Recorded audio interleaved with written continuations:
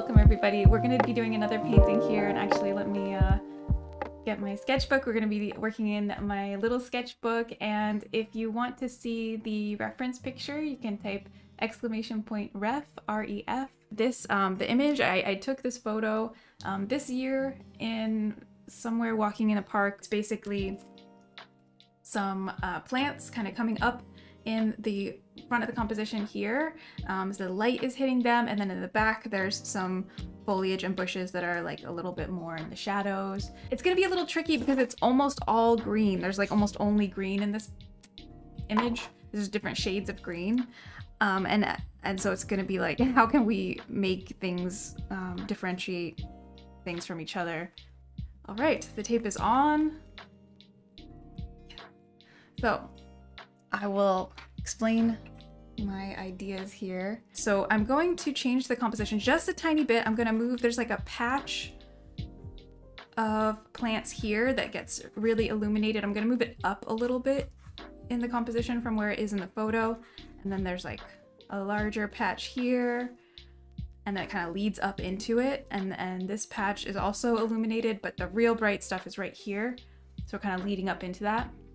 So as far as the colors I'm using today, I have my normal set of gouache colors, and I have also the Holbein summer set that I'm going to be playing with some colors from this today.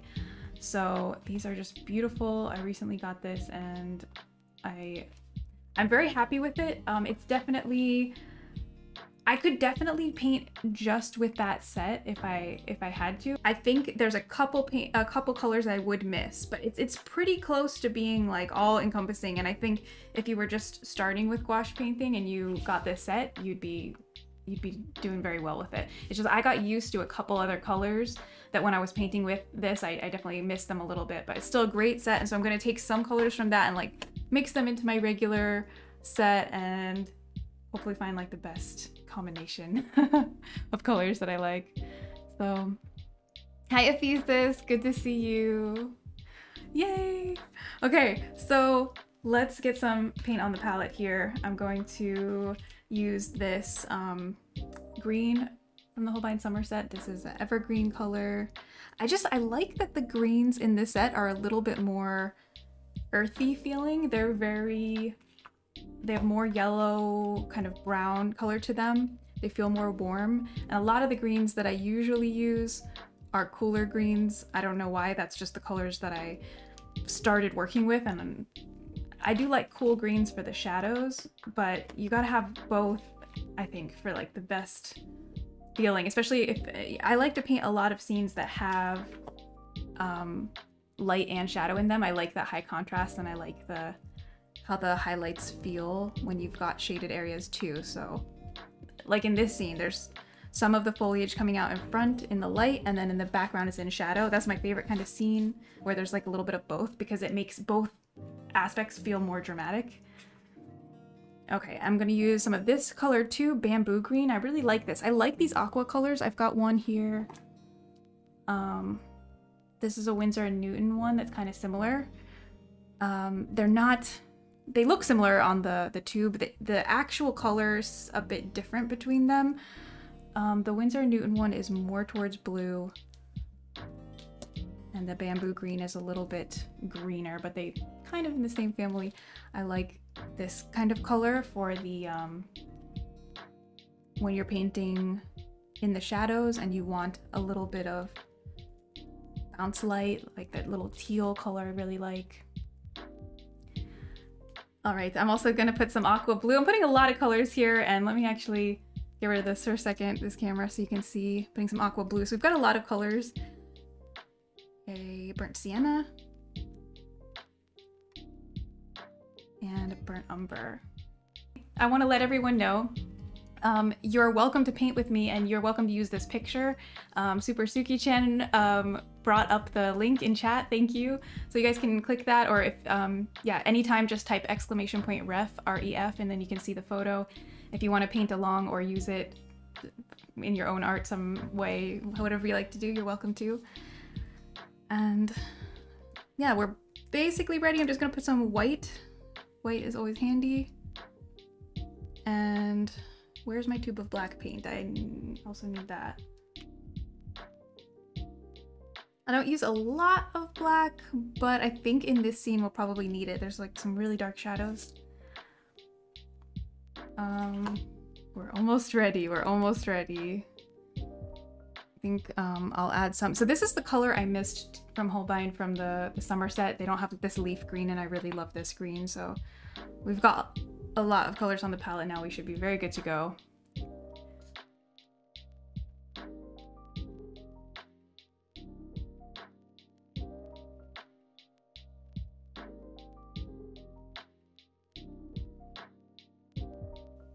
All right, I'm getting ready to put down the very first wash here. I'm just trying to think it through. So I think this area I want to be light. I always start off these days with a bit of a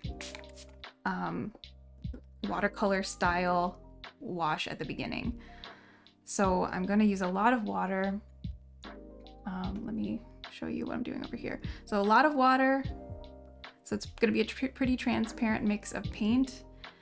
And with the paper being wet, it should just nicely sink in.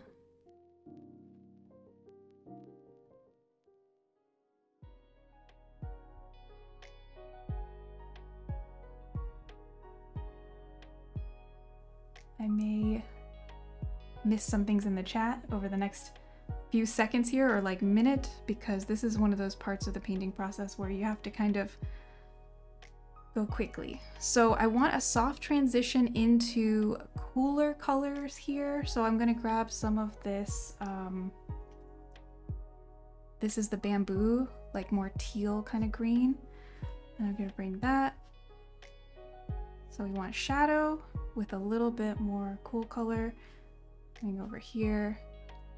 And then as we get further from the light, I want to go even darker and cooler.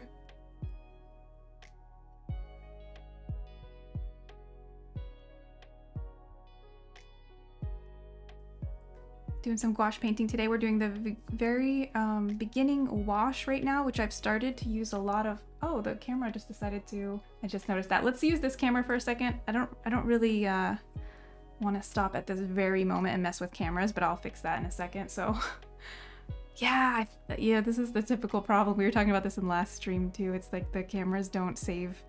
I can't get the Logitech cameras to save any of the settings.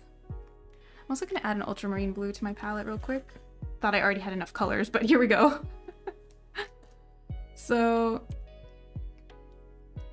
yeah, I downloaded the new software that you guys recommended. Some of you recommended, what is it, Logitune? So I downloaded that, and I do think it's very handy, but still it doesn't like save things from one time to the next, I guess.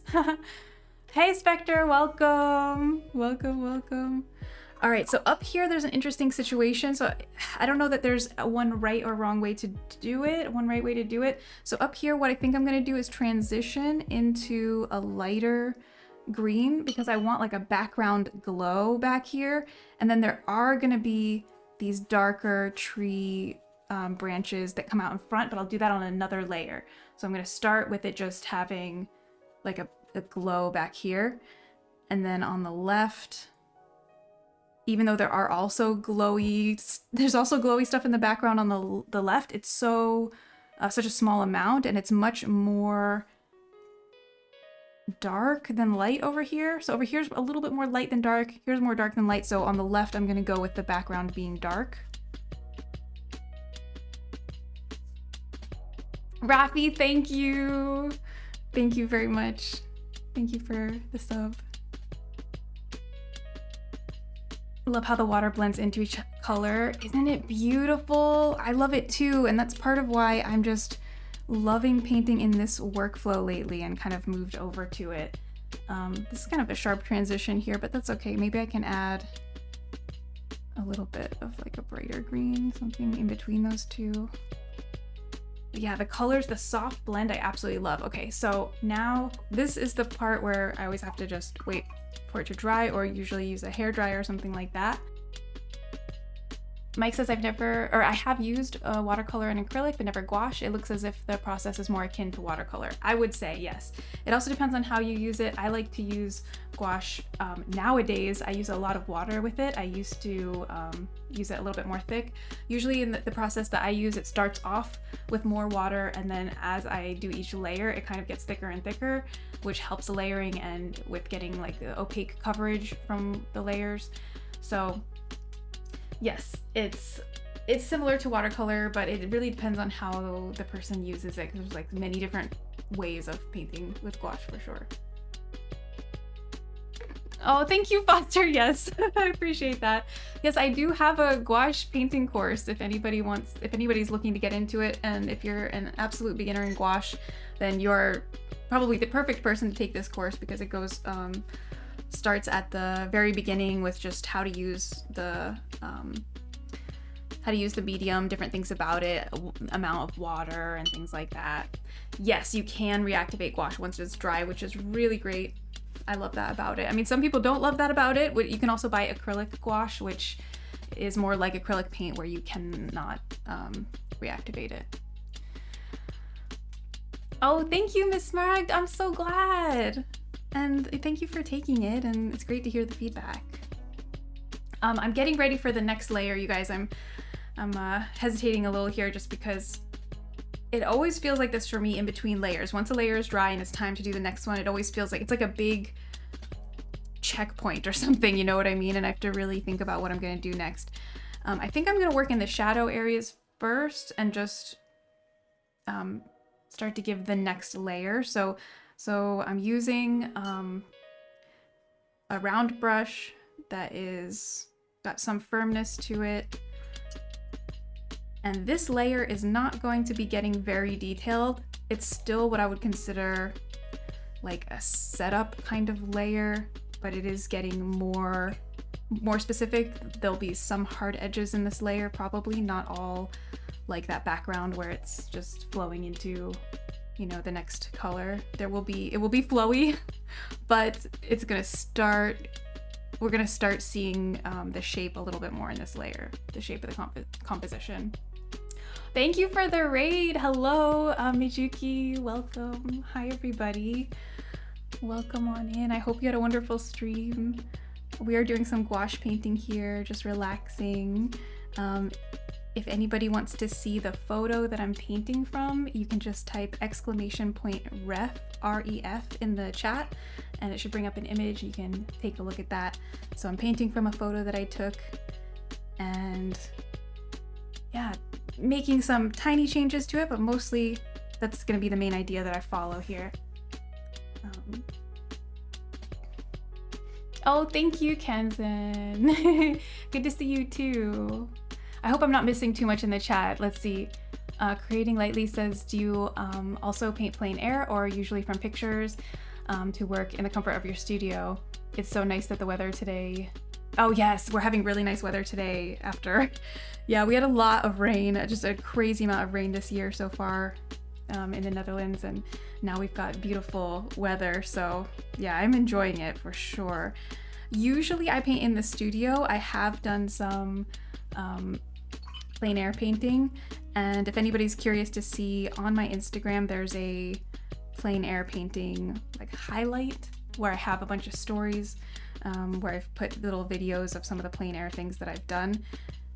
It's more from like last year and the year before. I haven't really done any this year, so it's been a while, but there is some there if you're curious to see. Welcome everybody. So Uncle Monkey said I took some pictures the other morning on my walk that I thought might be good to share with the community for inspiration. That's so nice of you. Well, if you want to, when you have time in the Discord, there's that share inspiration channel, so you can put them in there if you're okay and with it, and just say when you post them, just let us know in there that we're allowed to use them, so that anybody who wasn't here today like knows that that's okay. But I would love that. Thank you so much. Yes, if you type !Discord, it should bring up a link to the Discord, I hope. Unless the bot is not set up properly, but it should bring that up. Yay! Okay, so yes, welcome on in. I think there's like a delay of like 10 minutes or something when you join that you can't post instantly, but then after that you should be good to go. So, hi Mountain Bluebird, welcome. Lulu came with Biju's raid, but was also feeding Melissa our hammy. Just saw this, plus art Instagram. Wow, so much gorgeous nature art. Love it, total follow. Thank you so much. I appreciate that. Thank you. Yeah, I love painting plants and nature scenes. It just makes me feel happy and relaxed. Olivia, hi Maddie, lovely to join you on your live stream for the first time. Watched your last one on YouTube and your Domestika course. Introduced me to Domestika, love your style. Wow, thank you. Thank you very much. I'm glad you came over. It's really cool to hear like all the different ways that people have like come across the stream and ended up here, and yeah, it's nice to have us all together. If you guys have any questions at all, please let me know.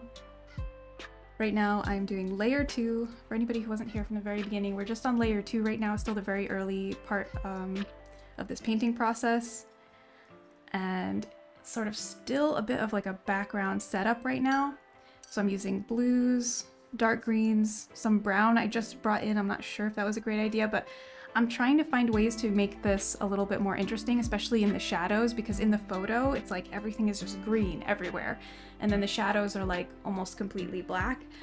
And I'm just trying to bring some different shades in there, blues and purples and browns, make it a little bit more interesting. Plus in person, I think it feels more like this, you know, your eyes will pick up more colors. And then, you know, I just took this with my my camera, my phone camera, so it's not like a really fancy camera, and it doesn't do a great job with everything. You know, a lot of times, especially the shadows, it kind of just pushes them really, really dark, so you lose some of these colors. So when I paint like this, I try to remember what it looked like, or just imagine what it could look like if I was really standing out there and the sun was bouncing around, and then I try to put some colors back in that got lost in the photo. I'm gonna darken this one spot, and then it's very messy right now. Woo! It's gonna be interesting to see how this one goes. I think it's gonna get a little bit more fun because we're gonna start putting some actual details or recognizable elements into the scene. So we're gonna have these branches up here. There's a tree in the background. We're gonna have some branches coming up. And compositionally, I think it's nice because they're sort of pointing back in towards the center. So I think about what color we're gonna use there. Just finished lunch, gotta get back to work. Okay, have a good rest of your day. And yeah, hopefully we'll have a good end result when you check it out later. I think I'm gonna go with I think I'm gonna lighten those branches a little bit to start with, and we can always add, and we will add shadow to it, but I just don't want it to be like pure black like the reference. It's gonna lose dimension. There's definitely some highlights there that I think my camera just didn't do a good job with. So we're gonna start with this color, a brown. This is a burnt sienna with a tiny bit of purple. And actually, let me, I think this is gonna be more useful to see. We'll start here.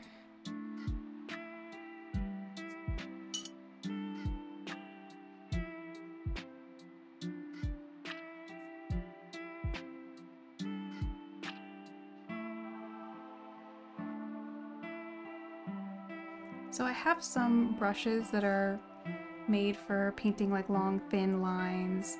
And I might get one of those out for some of the branches, but I think for some of the like thicker ones, the main base branches here, this brush should be okay. So I'm starting like this.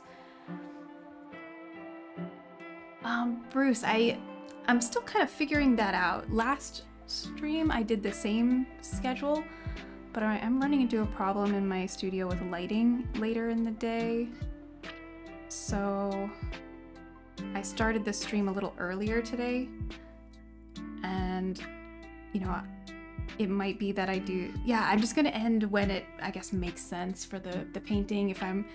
If it's going well and I've got enough, you know, I can keep going, then I will. If the lighting gets weird and it's not nice to work anymore, then I'll stop. But it will be like a 3 to 4 hour stream, most likely. Like, it'll be in that range. It'll just kind of depend on the painting and the day and how everything's going, what amount of time we work.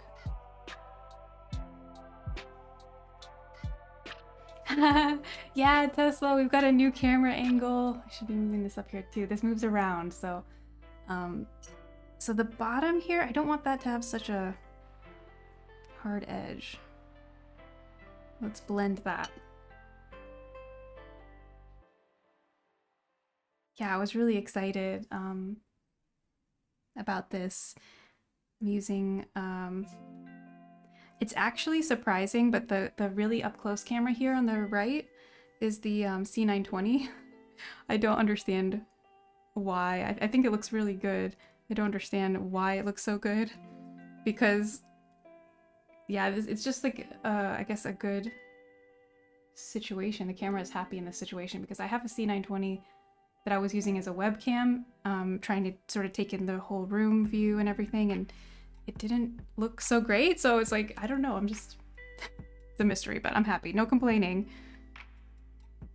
I'm just like, was pretty amazed when the sun goes down. I know, and it's like, the sad thing is, it's actually when the lighting is really nice in here, it's like golden hour and it's like a beautiful feeling. It's not great for painting because the light has a lot of color to it and all that. So it's like, it's nice, but it's it's not at the same time. Yeah, that must be it, Beef Pans. It takes a lot of light for the camera to look good, but when you have the right lighting situation, it can look really nice. Okay, so I added a shadow and then trying to blend this down here so it kind of just dissolves into this shadow shape.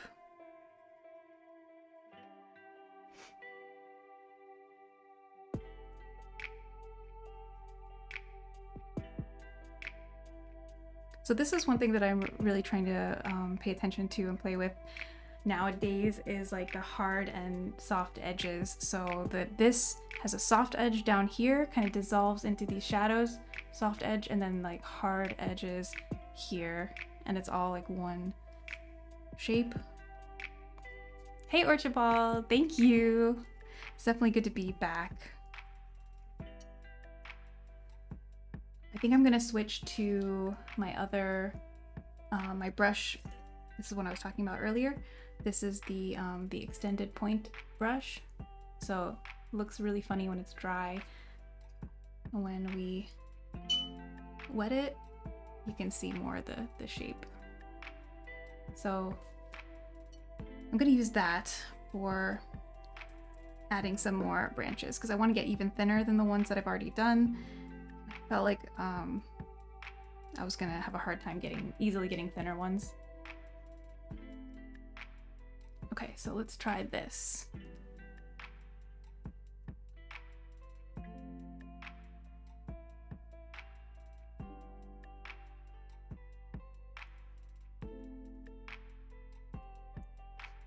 Some of the branches are being illuminated from below by the sheen of the leaves and from the vines. Yes. That bounce light is so beautiful. I love that when the trees get like a little bit of a green glowiness on the bark.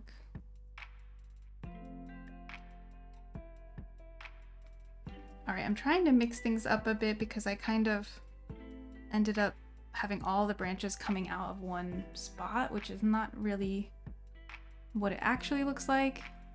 And I think it's not as interesting. So I'm gonna try to, oh, I didn't mean to close that off there. That's okay. See, this is a great thing about gouache, is we can paint back in spaces and stuff where things didn't go quite right. If it was watercolor, and if I was like being like a strict watercolor only painter, then I would have to, I don't know, try to lift it up or just deal with my mistake. But we can always paint back over with gouache, which is cool. I think that's one very forgiving thing about it. Exactly, Foster. So this brush is great because exactly what Foster said, it has a fine point, but because of like the belly here being thicker, it can hold a lot of paint still, even though it has a fine point. So you can do like long, thin strokes with the with this brush, and it doesn't run out of paint as easily. Because I have some brushes that have a a thin tip at the end, but then you can only do relatively small brush strokes because it won't hold that much paint. So that's why this one is awesome.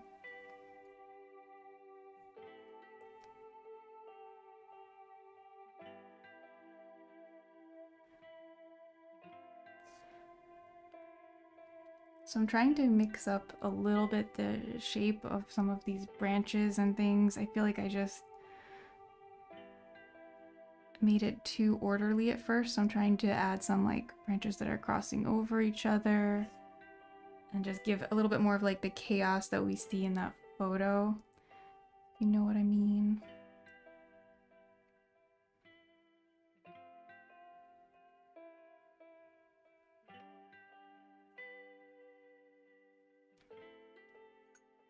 Okay, so I'm going to switch back and forth between the brushes. Go back to my round brush that I can do some more thick brush strokes with.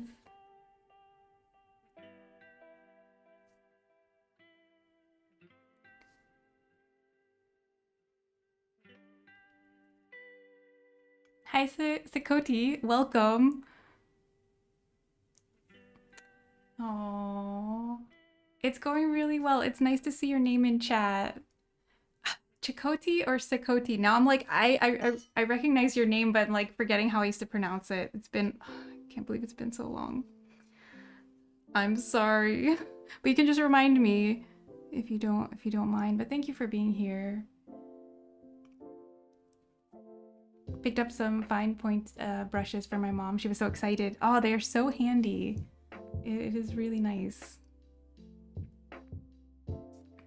Like you certainly, it's definitely the true that you don't need like all the fanciest equipment to make art. However, there are some specific tools that really do make your life easier depending on what you paint. So it's good to like start out with the basics, and then as you get more into painting, oh, thank you. Thank you very much for the sub. Sikoti, you got it right the first time. Okay, cool. I started second guessing myself. Thank you. Token! Yeah, it's been a long time, but I'm gonna be back more often, you guys.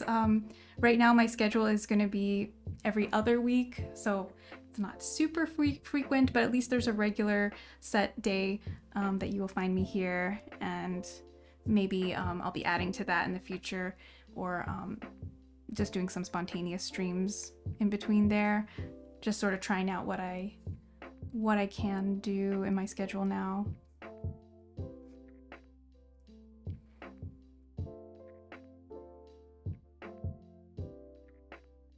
So I'm doing a lot of detail on these branches so far. Usually I like to bounce around the painting, but it does, I kind of want to at least make those feel more finished. Not completely polished finished, but I want to get this shape settled. I still have your poison ivy and the firebird spring winter girl prints hanging in my living room. Really? Oh, thank you. That is an honor. I am always, it just makes me very happy when people have their art, my art in their home. Like it is a huge honor. Thank you. What? We don't need all the art supplies? Oh my gosh, I know. It's like so much fun to collect art supplies. But I just say this because, sometimes people get intimidated when they're starting out and they don't have all the things. It's like, you don't need all the things, but you do end up collecting a lot of it over time. You don't need it all at once. Oh my gosh, Ephesus, of course I remember you. it hasn't been that long, you guys. I mean, it has been a while, but we spent a lot of time together. Yes, of course, I remember you.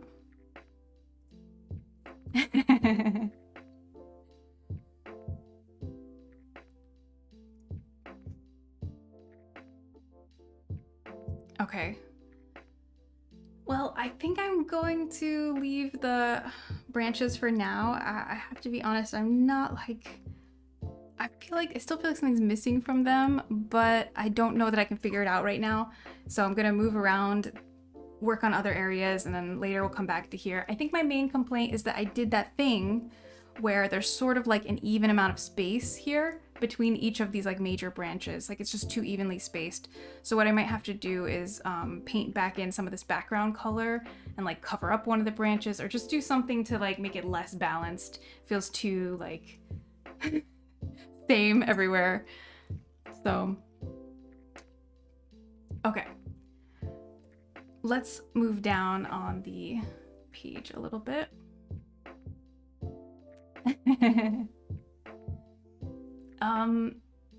My favorite part of the photo is probably what will eventually be our focal point. There's gonna be lighter plants coming up here. So I'm gonna mix up a color close to this one and start bringing details up above that shadow. And then here, there's some like really longer plants with little leaves coming out at the top. And it's just cool, really cool pattern kind of created. So, okay, where to start? I think I'm going to begin with some lighter leaves on top of here in this shadow. I kind of want to start doing something with this big shape right now. So I'm going to take the white. Man, my paints are already drying. I need to remember to move these out of the way. I think the hair dryer's making them dry faster when I do that. Okay, I'm gonna take some white and take these greens. So the white will help this to become more opaque. It will also make it lighter, of course. And let's see what this looks like. I might need a smaller brush. We're gonna start off with this.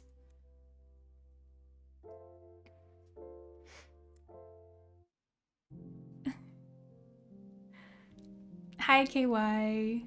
So glad to catch your stream. It's been a long time since I saw you here, and it's good to see your name in the chat. It's been a really long time since I've been here regularly, and I'm gonna be around more now, so I'm looking forward to that. It's good to hear your thought process on painting in real time. Probably an obvious comment. Just realized how helpful it is. Oh, thank you for saying so. I really appreciate hearing that, you know, because, well, that's what I'm here for, and that's what I'm trying and hoping that it's helpful and useful to see. And I try to talk about what I'm doing as I go through, so I do appreciate that. I'm glad. So this one thing that's a little bit challenging about gouache is especially when you paint with the more opaque colors, I feel like I noticed this, the paint can be a little bit of a different color when it dries versus when it's wet. And sometimes, so the pattern I've noticed is that light colors tend to dry a little bit darker and dark colors can dry a little bit lighter. And it sounds terrible, but it's really not that bad. I feel like I got used to it kind of quickly, and so I think it just depends on the person. But for me, it didn't take too long to kind of get used to that, and then you sort of just mentally you're used to what happens, so you can kind of expect it a little bit. But that said, sometimes when I'm painting in situations where the values are like really close together, like if I'm in shadow area and I'm adding a color that's just only a little bit lighter or something, like this is a good amount lighter so I can see it, but sometimes it's really hard because you'll paint something in and once it dries, you'll realize like, oh, can't really see that anymore. It turned out that it was too close to the color I was painting on top of, and I need to go even lighter or darker or whatever the case may be. So sometimes when I'm doing this kind of stuff, it takes a little while to nail down the right value. And then, but that's okay. Like, that's one thing I don't mind making mistakes in gouache as much, because you can just layer on top of it, or you can lift. There's a lot of flexibility, even though it is traditional, you know, because I also do digital painting where you have the undo button, which is very nice. But gouache has a lot of flexibility for fixing mistakes too. So that's part of why I like it. And I think as a digital artist, it has a lot of appeal for that reason. And also because it has like bright colors, and it's also pretty easy cleanup compared to a lot of other mediums. It's water soluble. So yes, I'm trying to sell you all on gouache. I'm not sponsored by gouache, but you know, yeah, you should try it out if anyone's thinking of trying it and, you know, feeling scared or something. Don't be. Hi Tanner, good morning, welcome. What makes gouache different to usual watercolor? It is sort of like an opaque version of watercolor. You can water it down a lot and use it just like watercolor if you want. But if you don't use a lot of water with it, you just kind of paint with it more like right out of the tube, it'll be very, you can do very solid opaque painting. Like for example, in watercolor, it would be, I don't know that you could do this where you have this darker color and you're painting on top of it with this color. You pretty much have to start light and just keep getting darker and darker and darker with watercolor, because the colors are transparent. So with this one, you can do both, which is really useful. I like watercolor too, but I think gouache is easier for letting you fix mistakes like that. Foster says flesh tones are a pain with gouache though, and it was the first time I used gouache for art club. Oh my gosh, I can't imagine that. So I have mostly used gouache for painting nature scenes, so I don't. Yeah, that's true. There might be whole aspects of gouache painting that I'm not familiar with, and I can definitely imagine that being tough.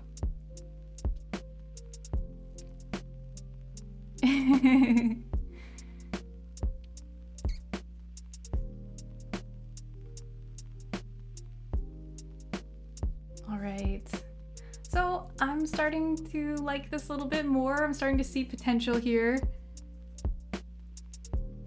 I want to think about these groupings, because I kind of want to try to avoid what happened over here where it's like same distance between everything. I want to establish like one larger grouping here. I think I'll do it with this one, so they're not all the same size.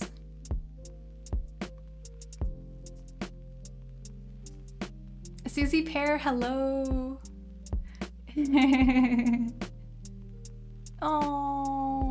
Oh, Sandy Flame, I remember you. Okay, I hope I can remember your name changed. I'm gonna try. Susie Pear. Okay. You're well and happy. Love to see you again. Oh, thank you so much. It's good to be back. Thank you for saying so.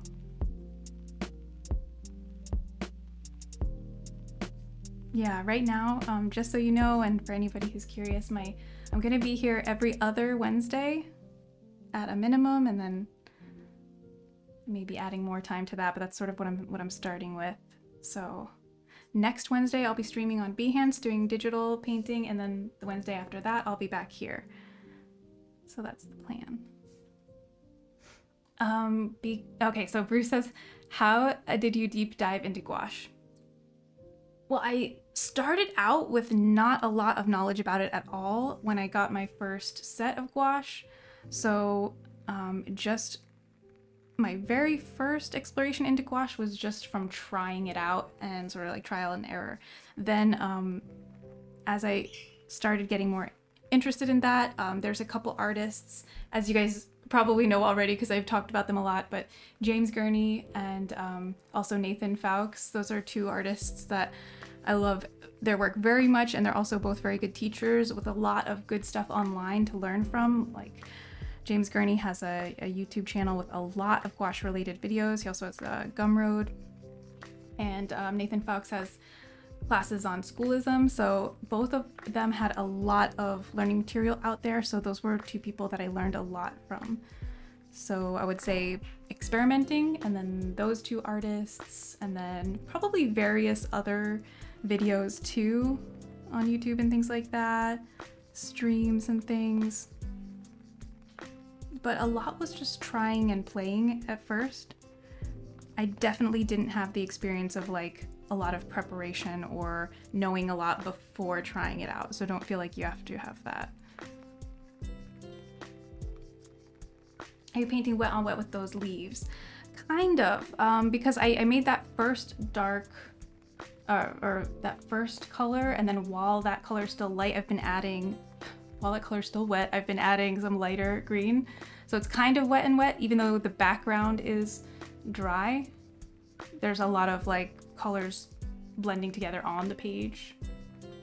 Yeah, Nathan Fowkes, he does gouache and watercolor. He kind of uses them both together.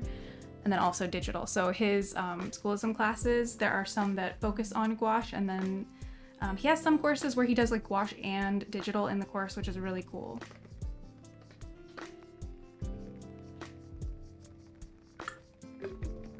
Name change. I was trying to get out there with my art. I needed a whole brand to change. Make sure to be here. And when I can. Oh, that is so nice, and congratulations, and thank you so much for the sub. Thank you, Susie. Oh, hey, if you have like an Instagram or something where you're sharing your art, like wherever it is your main place that you're sharing your art, please, if you feel comfortable, please post it in the chat, because I would love to like make sure that I'm following you, and if anyone else in the community wants to check out what you're up to, that would be really nice. If you feel comfortable sharing it, I would love that. So. Yes, oh, good one, Foster. Justin Donaldson. Yeah, super nice person as well, and very good gouache painter, and super inspiring too, because, you know, his painting, like, I mean, he was always good. Like, from at the point that I came in contact with his art, he was always a very good artist. But his gouache painting skills seem to just like explode. Like, he just is a masterful gouache painter, and it was just cool to see, his skills improve like so quickly, it seemed. You know what I mean? I love his work.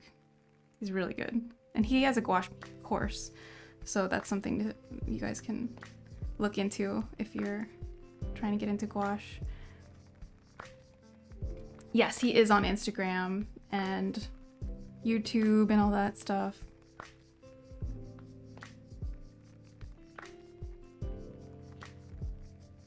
Yay! Oh, thank you, Susie. All right, let me take a quick peek.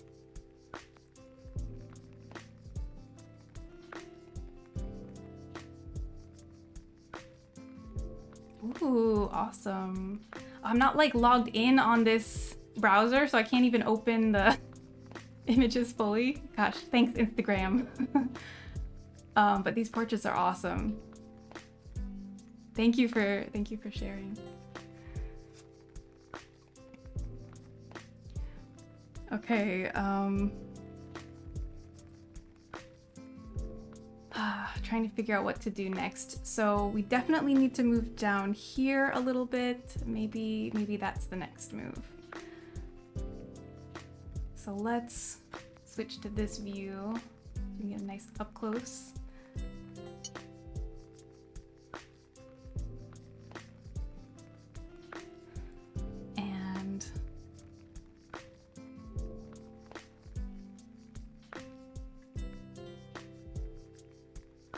I want to bring in this, so this shadow shape is really interesting, and then the shape of the light is interesting too, like how they cut into each other. So I want to make sure that I get that effect. So I'm going to bring some of this over more.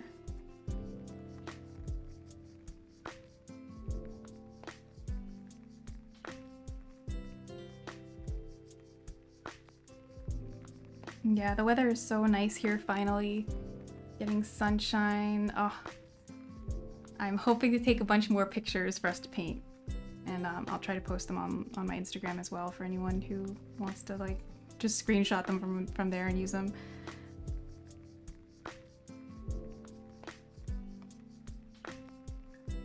But it makes me feel very inspired. when it's like this, you know? Just walk around and see paintings everywhere.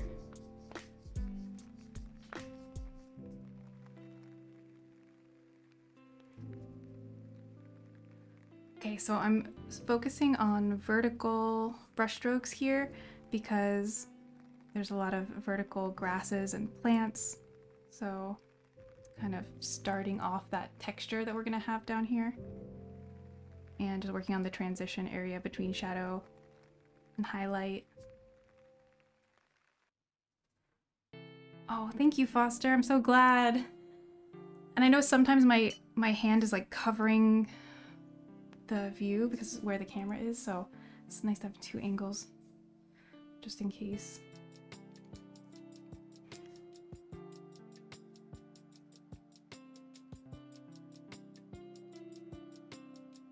And here there's kind of like a little bit of a cutoff.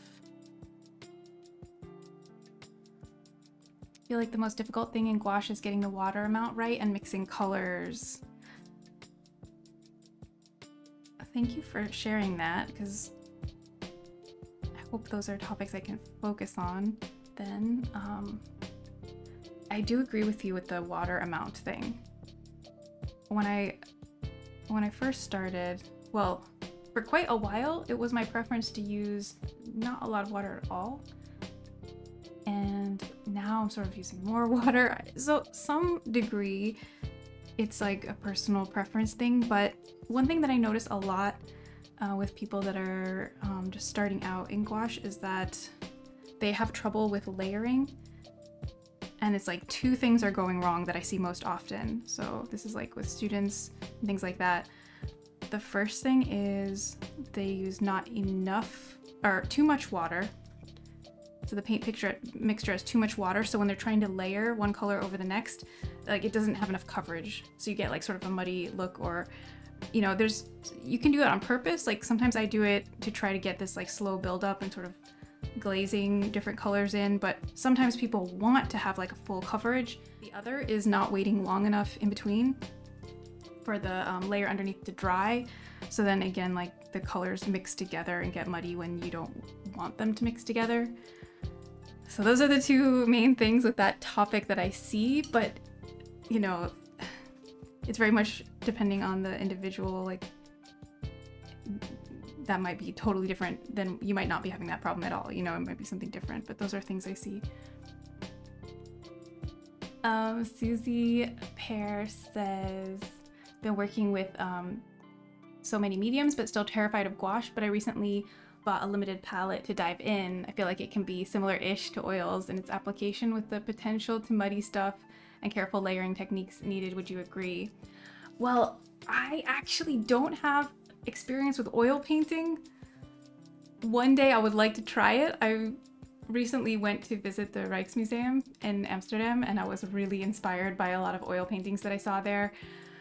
So I know someday I'm gonna try oil, but in the meantime, I don't know if I can say, I would assume there are similarities because I've seen oil painters use gouache as like a sort of to do a practice painting before they do their full painting, and they find it helpful. So it must be, you know, close enough in some ways to be able to be used in that method. Does that make sense?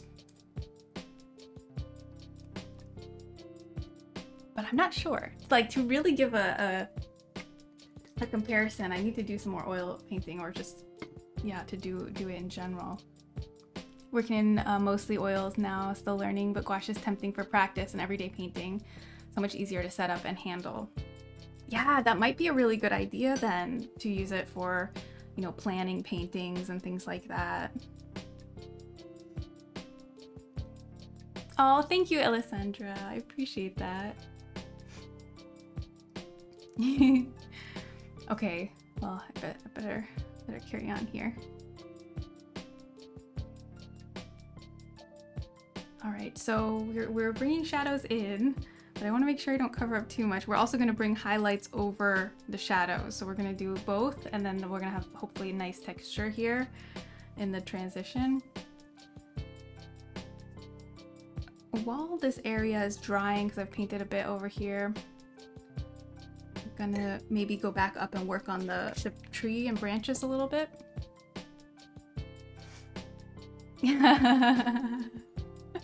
Oh, that sounds good, Helen. Are you planning to do paint-alongs, as in share a ref so we all paint together? Well, this is sort of like a casual paint-along here. Like, anybody is welcome to paint this one with me if they want. If you type !ref, R-E-F, you can get the reference picture, and you guys are welcome to paint now along with me, or save the reference if you like it, if you don't have time now, or whatever. You can always look at that later and paint it later if you want. You're welcome to use the image. So yeah, this is sort of like a casual paint along, and yeah, everyone's welcome to do that. But it's not so much of a step-by-step thing where it's like, directed or anything. It's just sort of like casual. Hey Pavlos, welcome. Ceronius, welcome. Yes, it is gouache, which is basically water medium. Little opaque watercolors.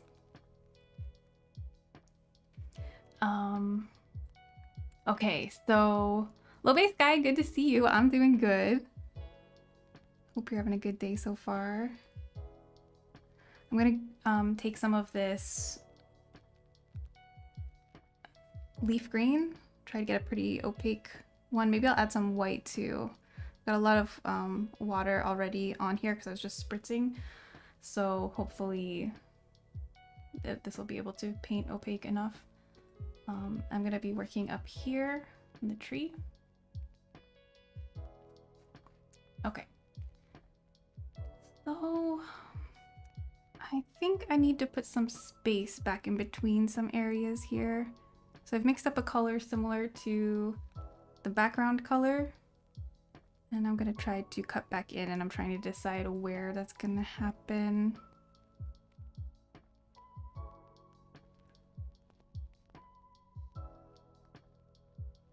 So maybe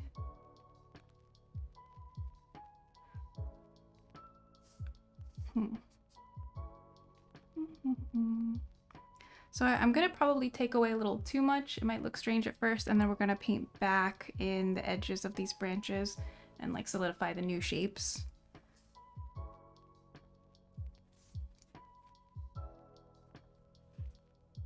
Okay, awesome, Susie. That sounds great. Well, have a good rest of your day. Thanks for hanging out. Try it on Saturday, because Saturday is pasta day. That sounds like a good day. All right. So I'm kind of covering up a lot here, but I want another try at this tree. I just think it could be more interesting than what I did the first time. So I'm gonna let that dry now.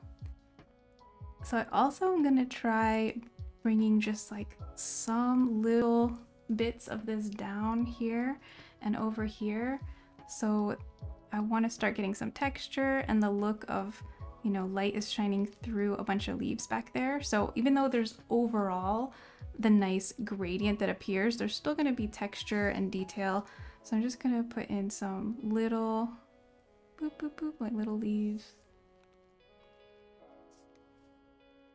And that can come over here.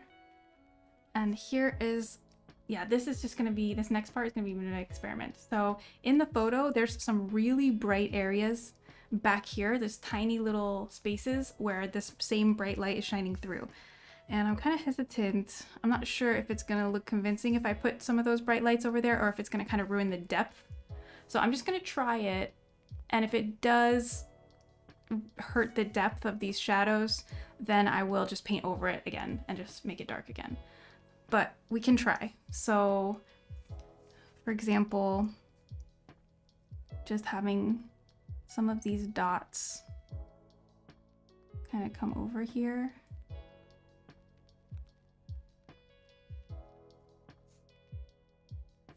And then some of them go really far.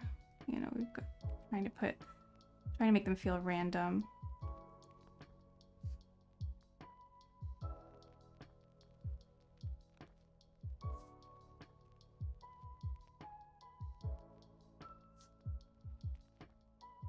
All right. Not convinced yet, but don't hate it. Over here, there's like a cool effect where you can kind of see some branches here. So, okay, maybe I will try to leave some branchy shapes so we could always paint back in. Oh, it looks so funny right now. Do not panic, you guys. It's gonna be okay.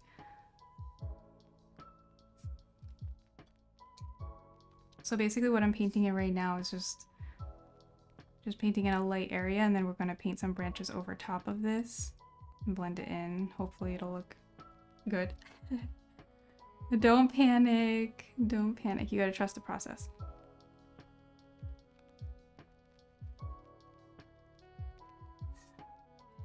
Like, I could have left this lighter at the beginning, but I was like, not sure if I was gonna have these highlights or not. But yeah, I think it can look nice because it's gonna kind of make sort of a flow through here of the lighting.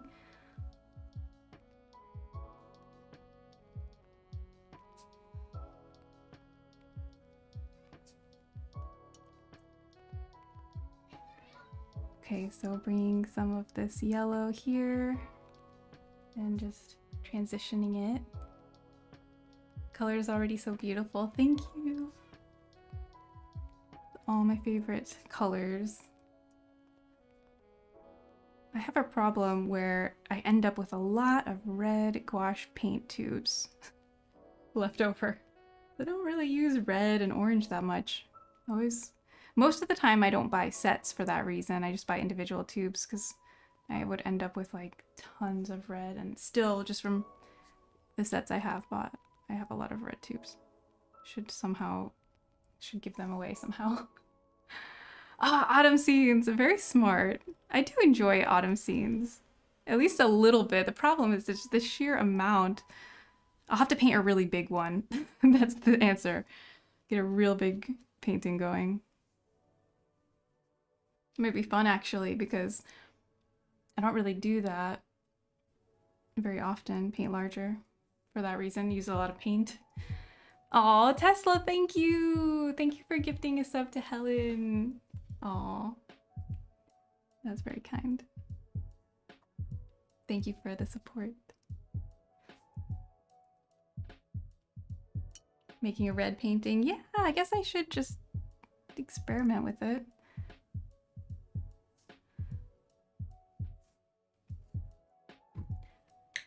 Okay.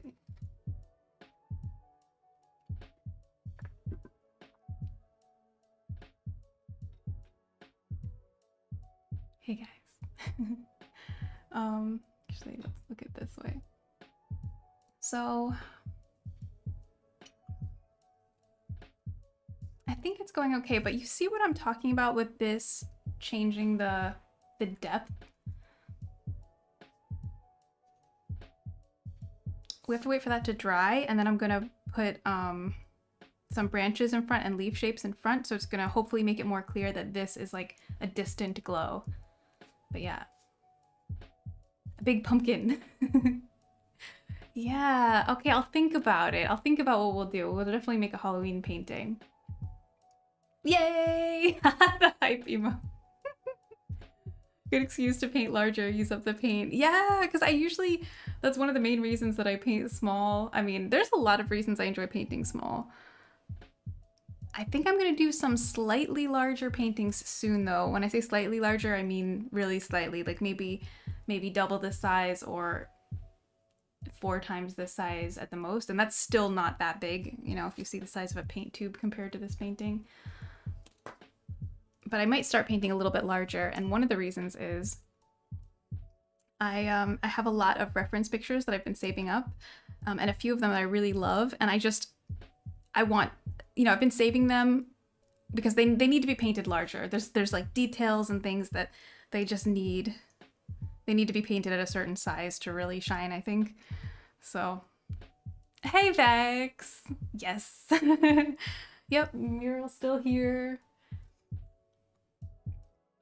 Right, Bruce? Okay, so I'm gonna use this, the extended point brush to bring some of these textures in. So we already did one layer like this where I used the bigger round brush and I brought some of these vertical lines in, and so now we're doing one more time with a thinner brush, so we're getting a little bit more sharp with these details. I know, Foster, I know. I've been hoarding that. I have a really nice pad of paper, you guys, and I've only ever used one sheet of it. You ever have that? I know we've talked about this before, but sometimes you get some really nice paper and you're just keep saving it for the perfect painting or something, and you're never using it for years. But I have a very large Arches pad, thanks to Fishin from way back when. Yeah, Uncle Monkey, that was fun. A lot of you might remember that if you were here back then, but me and my friend Danny, she is an amazing artist, and we would do pumpkin carving streams together. We did a couple at least. I can't remember how many, if we did 2 or 3. But yeah, that was fun. Maybe we'll do that again someday. I don't think this year, but I think I like the idea of doing a big painting.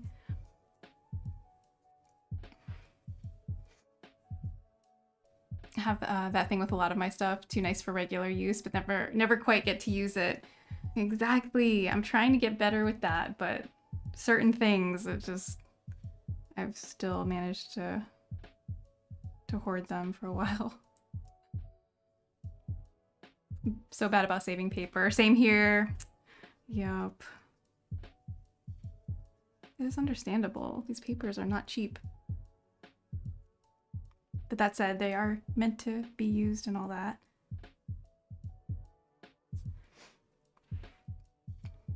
Thanks, Vex.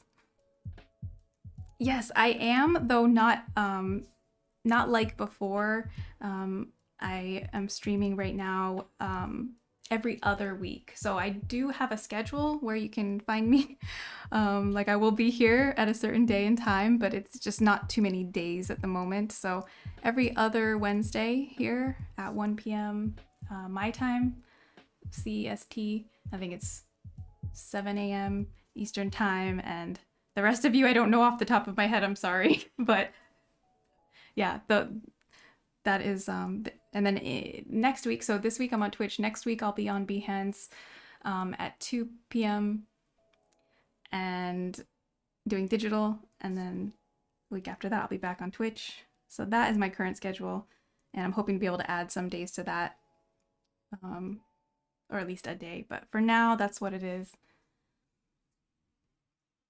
Mika says, I get you, I'm a hoarder of art supplies, especially paper, and get nervous to use it, even more so if it's expensive. Exactly.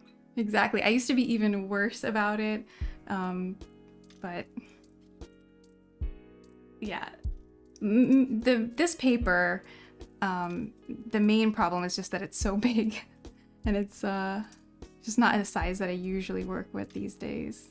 This part is dry now, so we can work on that while other areas are drying. That'll be what we do. So right here, this is what we're gonna work on. All right, I'm just getting a dark, I'm trying to match the color that's behind there. I'm not sure that this is quite it, but I've got a test sheet.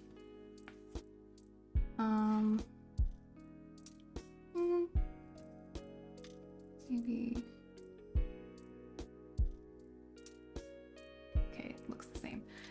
That's fine. I'm gonna go with this.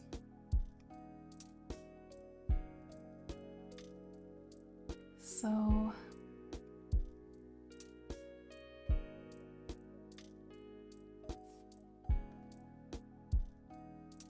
I have to be very quiet. Not really, but sometimes when I focus, I end up being super quiet.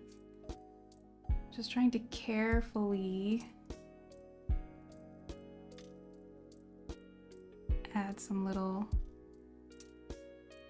branchy shapes here.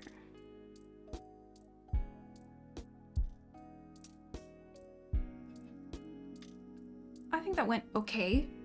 Not bad.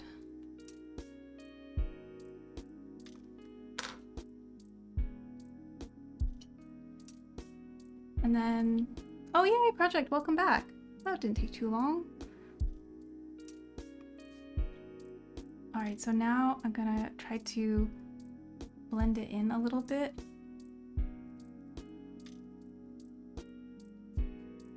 So around, I'm gonna add some little leaf shapes and things.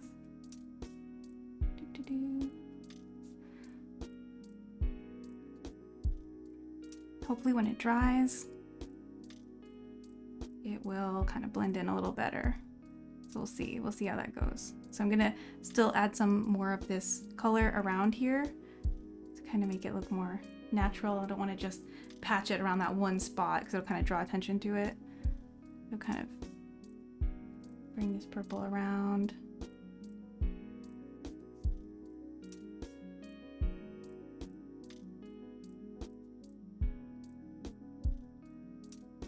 Also, shifting to a brown a little bit. So we've got a brown here, which I think gives a little bit of a glow. So not everything is just dark purple. I like purple, but okay. And then we can work on this as dry. So some of these edges need a little bit of help. So, for example, I kind of like the organic effect when the edges aren't perfect, but I just gotta work on the shape so it makes a little more sense.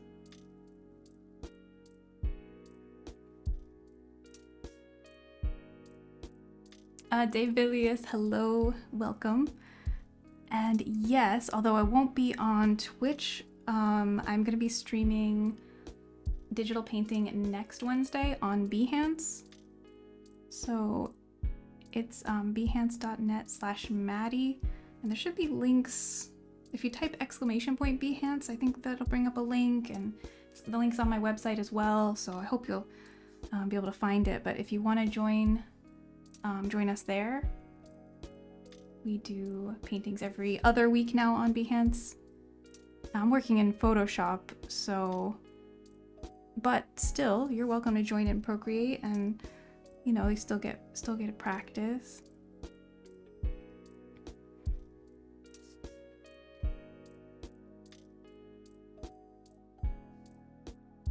Oh, thanks, Pavlos.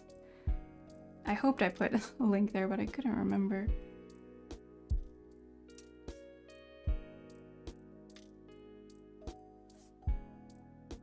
So bringing some more branches in. I think it's starting to feel a little bit more natural here. I think I'm gonna bring, hopefully this isn't a mistake, but I want to bring this branch, like this one comes across. I think I'm gonna add this here.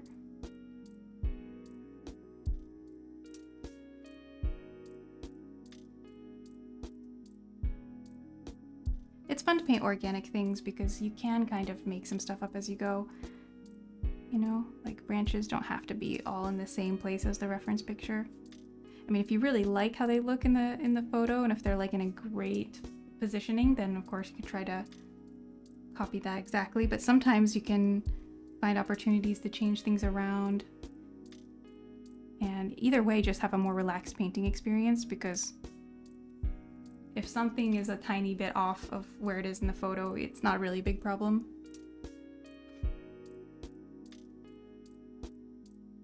That's what sometimes we have talked about this with painting portraits and things. So I find personally that landscapes are a little bit more relaxing because of that, because you can kind of make some stuff up and move some things around and it's no big deal.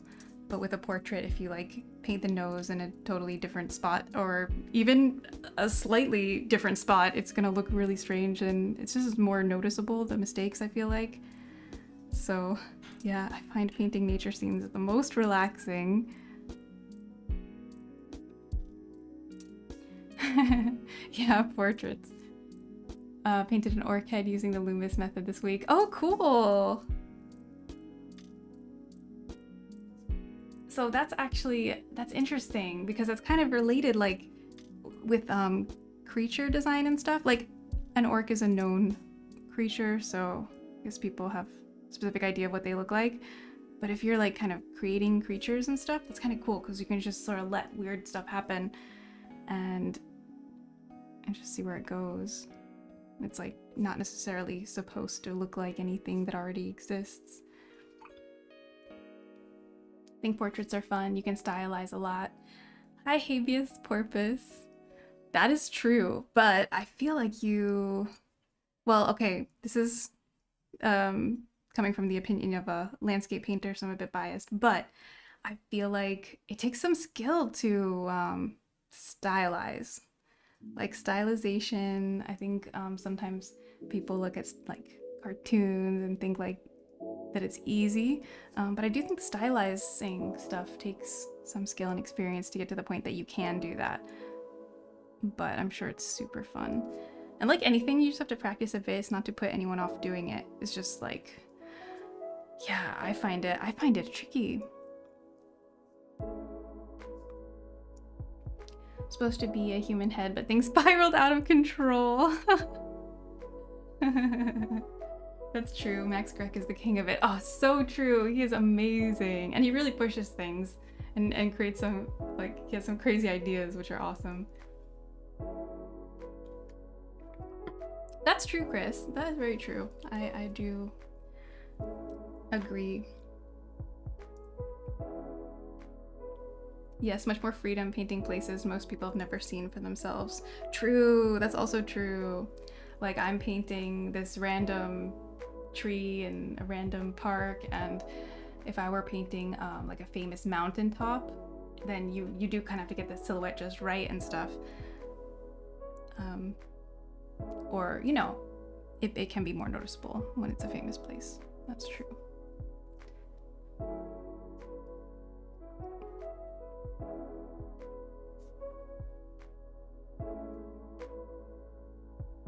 Okay, maybe I should not put more detail here because I want the focal point to be down here. So if we get too many tiny little lines there, then our eye's gonna be like stuck. So I think I'm going to focus on this area a bit more now. Oh, cool. Oh man, that is gonna be so much fun. I hope you guys have a great time.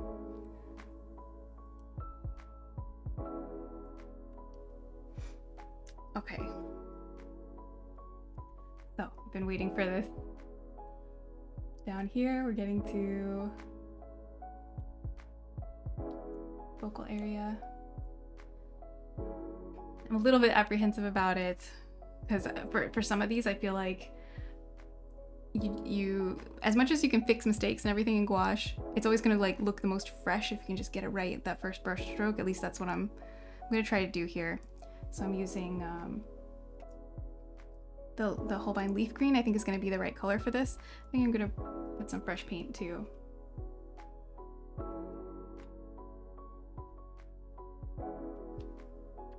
So many brushes on the top shelf, I know. I've collected a lot of paint supplies over the years. There's some like pencils and stuff up there too. Erin! Good to see you. Welcome, welcome. Hope you're having a great day.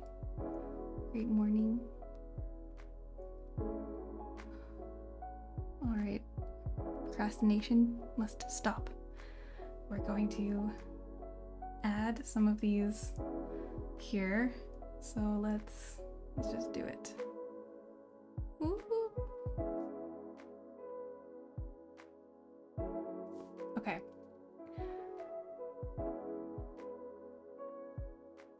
I think I want to go back to the tubes of paint rather than the jelly cups. I think the tubes, well, from what I've heard and seen reviews and stuff, I think you can get a better quality paint from the tubes. But the jelly cups look so fun. I've been wanting to try them out. I've got to move this palette. I really need to stabilize. I really need to put my arm. So I'm moving the palette out of the way here. Let me show you guys. Because I need to put my arm down to paint this line. This area is dry, I think. Yeah.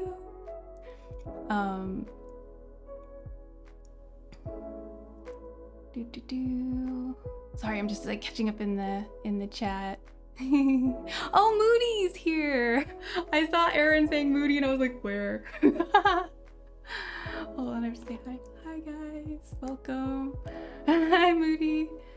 Necrovarius, hello, good morning.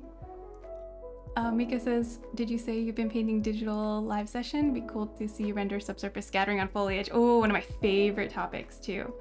Let me get back to this here, but yeah, absolutely. So I've been doing digital streams and on Behance, and so that's every other Wednesday now. So next Wednesday I'll be there if you want to come hang out. Ooh, why is it so hard to make a straight line? It's just because I'm scared. Oh, okay, but we got it. We got it. I just had to make 3 straight lines. You guys can't necessarily see this, but there's my camera, the wire from my camera is like kind of where I want to put the end of my brush, so it's like cramped over here. Ooh, okay. Oh, Josh, thanks for hanging out with us. Have a good day. Cap says the cups are fun, but I'm not stalwart enough with my cleaning off brushes to not muddy them. This is my problem too. I have the same problem when I was using like little pots of paints. You've got to like scoop the paint out and everything. Yeah. I just want to be lazy. Yeah, I see. Yes, this is it's a little sketchbook that I'm painting on, and it's taped down up here so that the top paper doesn't like keep coming down, so I can't like show it right now, but it's the one that Vivi, it's the one that I've been posting on my Instagram if you want to see that. And it's good to see you. I'm gonna continue with these plants here. So we've got this really bright color. I'm also gonna mix it a little bit with this. This is the spring green from Holbein. So we have leaf green and spring green. I love these two. I think they work well together too. So I think I am gonna keep this moved over for a bit because I have to really put my hand down for some of these to get like a nice clean shape, I think.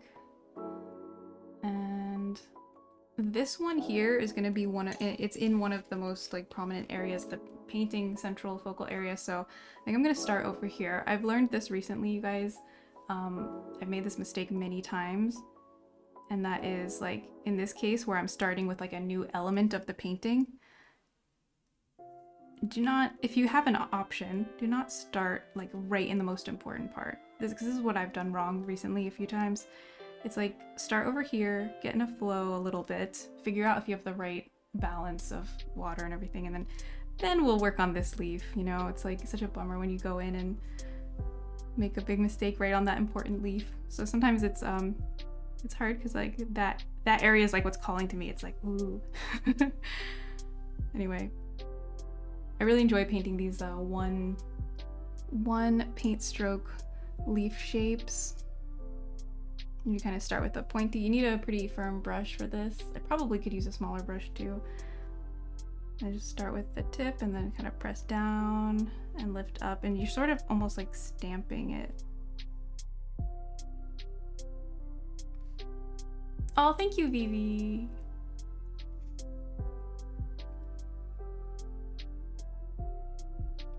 Yeah, Jerry's Art Arama. That place is great. I used to order from there too when I lived somewhere that was possible. And there was also a store, they also had a store that I could go to in person, which was super fun, but also overwhelming.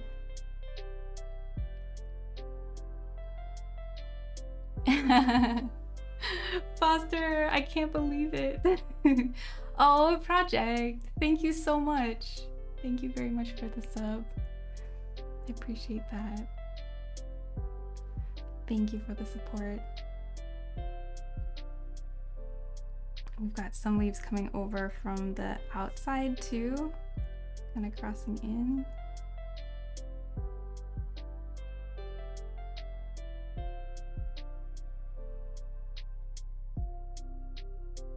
Okay, I think I'm gonna switch to an even smaller brush for that center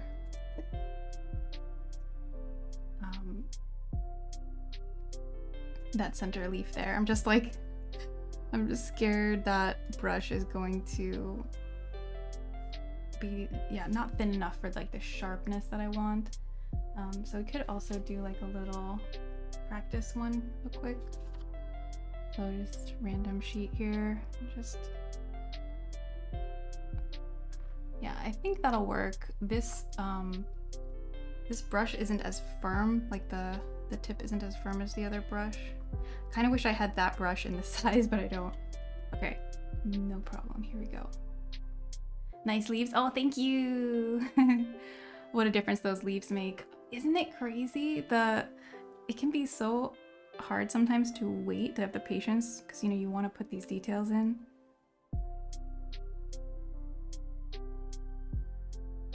But you kind of have to wait for the right moment because all the background things need to be ready.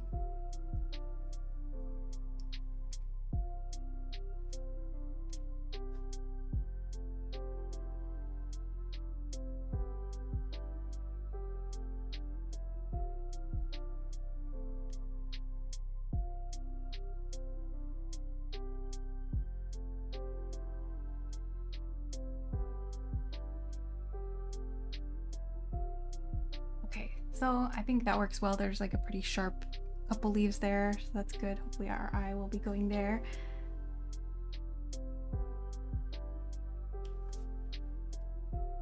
And then I'm also gonna grab a slightly different green here.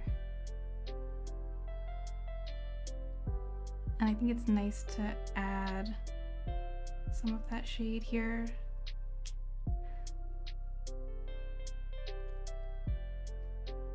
Yes, this is gouache.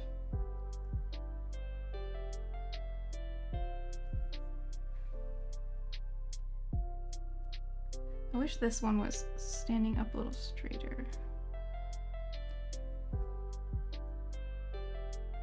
Okay, so I'm gonna just take a breath here for a second. This part was a little stressful to do just because I really wanted those leaves to turn out like neat enough. And I was very detailed. So just gonna take a moment and think about what is next. So if you look at the reference picture and you can type !ref, R-E-F, and then you can, yeah, you can take a look at it. This area up here has leaves that have a reflection. The light is hitting and bouncing off of them, and it's almost like it's almost white. I think the color's like really cool. And then here what's happening is there's leaves that are the light is shining through them and it's turning to like a really, really bright green. So I'm curious how this is gonna look because I've had mixed success with using white as a highlight color on leaves. Like sometimes it can just be too much. Also answers my question about light over dark. I suppose the paint is more opaque than watercolor. Yep, exactly. Which is very nice about it. It's very versatile that way. Love how you emphasize the lighter part in the back. Oh, thank you. Yeah, it's interesting to see the reference picture, right? Yeah, so I'm trying to figure out what to do with this area here, and yeah, that's my current puzzle. So, to clean off a couple brushes.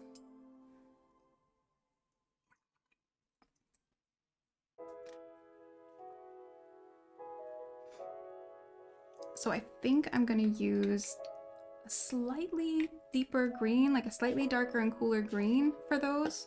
As long as it's lighter than what's back here, it should still stand out. And then we can try some white highlights and see if it looks good. Sometimes I feel like it negatively affects the value structure, like it's too much or something.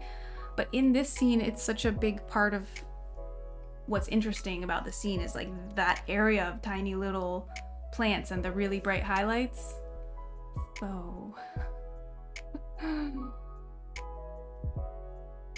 add an alien. The blue in the bushes is really clever. Oh, thank you. Hi L'Oreal, welcome, good morning. Thank you, Vivi. Yeah, if you type !ref, it can bring up the reference picture if you want to see. I know a couple people had just typed that, but I think it was right before you came in the chat. So you can see it's like a little, just like wild plant area of plants, and then there's a tree. It's kind of a field, but it's more like, it's not a very large area. That it's kind of a small area.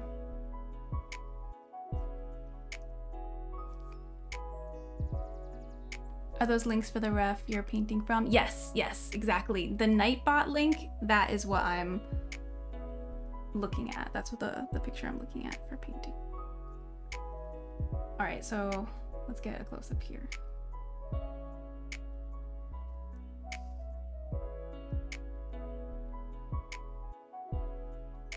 Middle section looks like the hardest part, in my inexperienced opinion.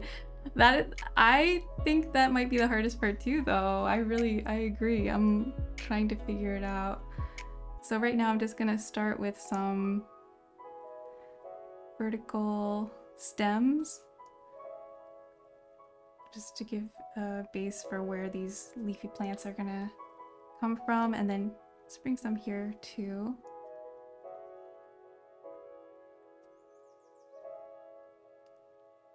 You thought it was spam.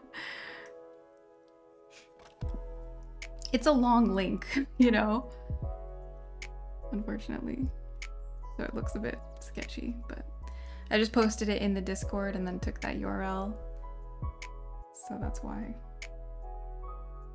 I did take that photo earlier this year. Just walking in the park.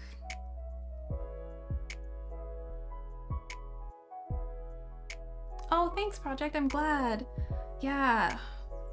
I had penguin sub badges way back when, and they were fun. There's a couple reasons I changed them. One was just the content of my stream sort of moved in a certain direction where like different like leaves and paintbrushes and stuff kind of made more sense. And the other thing that really spurred it on was Twitch kept adding more badges, which is like cool, but you know what I mean? At the beginning, when I first had, when I first became a partner, they had like, okay, you can have a badge for like 3, 6, 12 months, and etc. I forget the exact options, but they kept adding new things like, oh, now you can have a badge for 9 months, and now you can have a badge for whatever. And the problem is like, I would have planned them differently. Like I had like the king penguin, and now I had to add ones like in between that. It was like I couldn't think of anything to add in between. Anyway, we're getting on a tangent here, but no, the penguins are cool. It's just like it became impossible for me to think of how to make them work anymore. So I just redid it. It was fun. Did some pixel art. 3 Taoist, hey! Hello. It is indeed. It is really me. Welcome. Good to see you. We're doing some gouache painting. I'm back-ish on Twitch. I'm not streaming a ton, but right now I'm gonna be streaming every other Wednesday. So yeah, I'll be here. Somewhat of a schedule. Just right now it's every other Wednesday at 1 p.m. my time, CEST. Thought the painting was huge for a second there. Just very zoomed in. It's a small one. It's a small one. Like, here is my phone next to the painting. Oh, it looks really small. Okay. We go on. So now I'm gonna add some leaves on those little stalks, stems that we made. Oh, thank you. It's good to be here.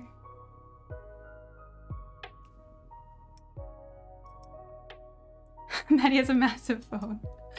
So I have the OnePlus 7T, and it's not like as big as some phones, but it is. I mean, I feel like all phones are just big now, and I don't have like that large hands, so I find it kind of annoying. I wish that there was like an option to get a little bit of a smaller phone. They just seem to be getting bigger and bigger. It's kind of hard if you have small hands, or if you don't have pockets in your clothing or minuscule pockets, there's like no hope. I have like one pair of shorts and one pair of pants that can actually fit my phone in the pocket.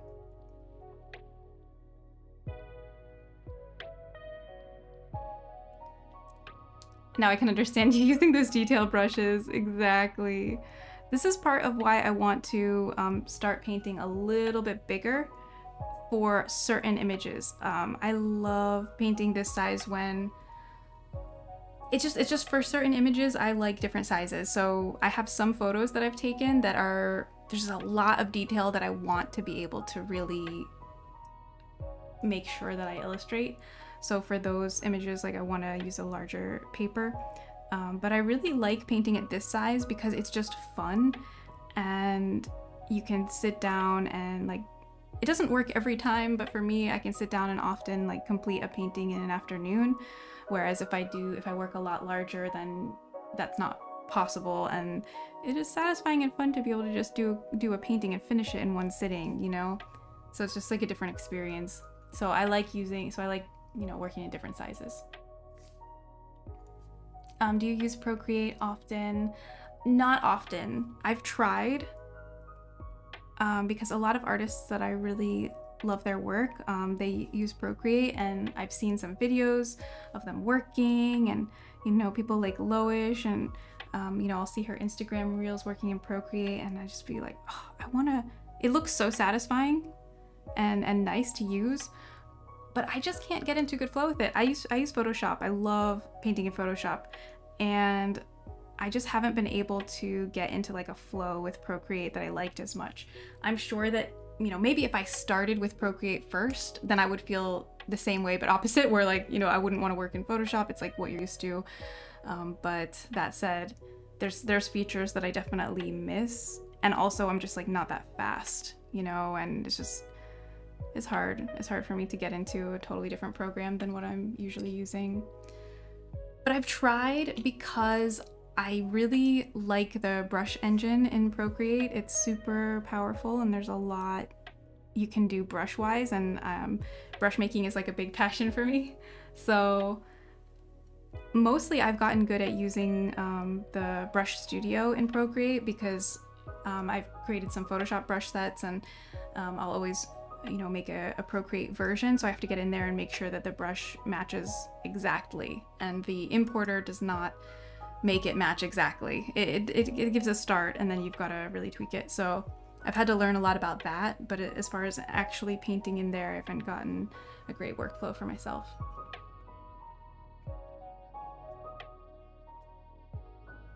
Oh, cool. Yeah, see, that's the thing, Squee. I think if I stuck with it for long enough, I'm sure I could get used to it, but you know, it's like when you want to make a painting and you're feeling that inspiration, and then you sit down with a program and you're just you're just struggling so much when you know if you just used a different program, you could do what you wanted. It's really hard to make yourself stick with that. You know what I mean? 6 a.m. in Cali right now, only awake because I promised my mom I'd meet up with her hiking group at 8 a.m. That is early. 6 a.m. is early. Well, I'm glad you woke up early, so you were able to pop in the stream anyway. But I hope you have fun hiking.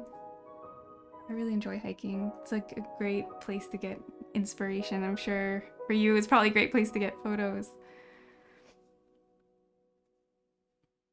Hi, it's Afira. Welcome. Thank you for joining us.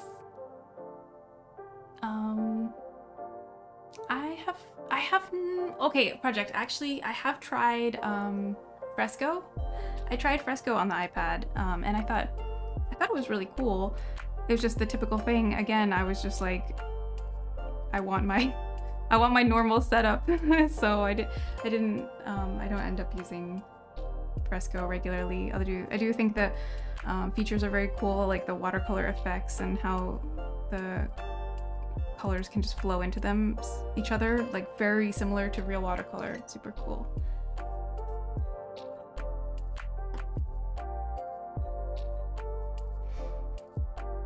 recently found you can load Photoshop brushes in Procreate and they work just fine. Didn't happen before, but how cool and weird. Yeah, well they made an update so that you could indeed bring ABR files into Procreate, which is awesome.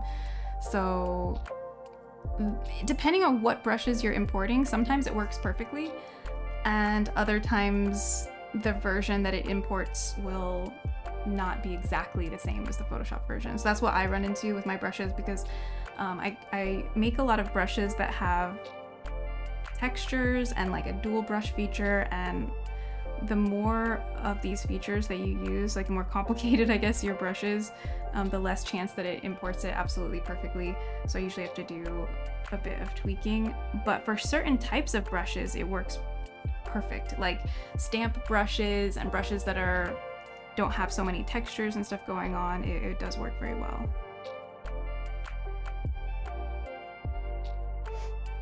Oh my gosh, thank you! Susan, thank you so much! Oh, I just saw the notification in chat. Thank you for the donation through Ko-Fi. That's super, super nice of you. Thank you. Yeah, I don't have alerts on, so I sometimes take a while to see things in the chat, so if anybody does anything and I miss it for a while, I'm sorry. But thank you. That's very, very kind of you. Dark Amethyst says I use Procreate a lot because I'm always on the go. Yeah, that's really nice to have like a mobile workspace like that. Did you paint your wall? I did, yes, I painted this mural. And I actually streamed at least one day of painting it back when I did that. It took 3 days altogether because it's the whole wall. There's leaves on the whole wall. I'm trying to add a bigger leaf here, and I don't know if I like it, but we can always cover it up if it doesn't work out. Oh, thanks, Moody. That's a fun idea. Only on Behance for now. Okay. Wow, thank you. Thank you for finding it. Thought it was a wallpaper. It is a mural.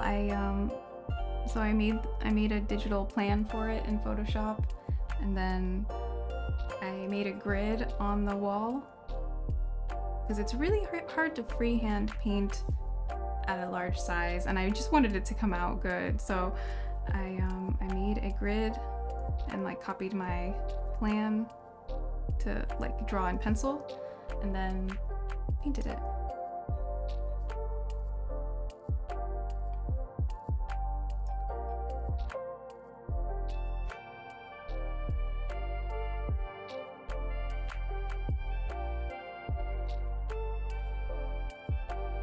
Alright, so right now I'm focusing on adding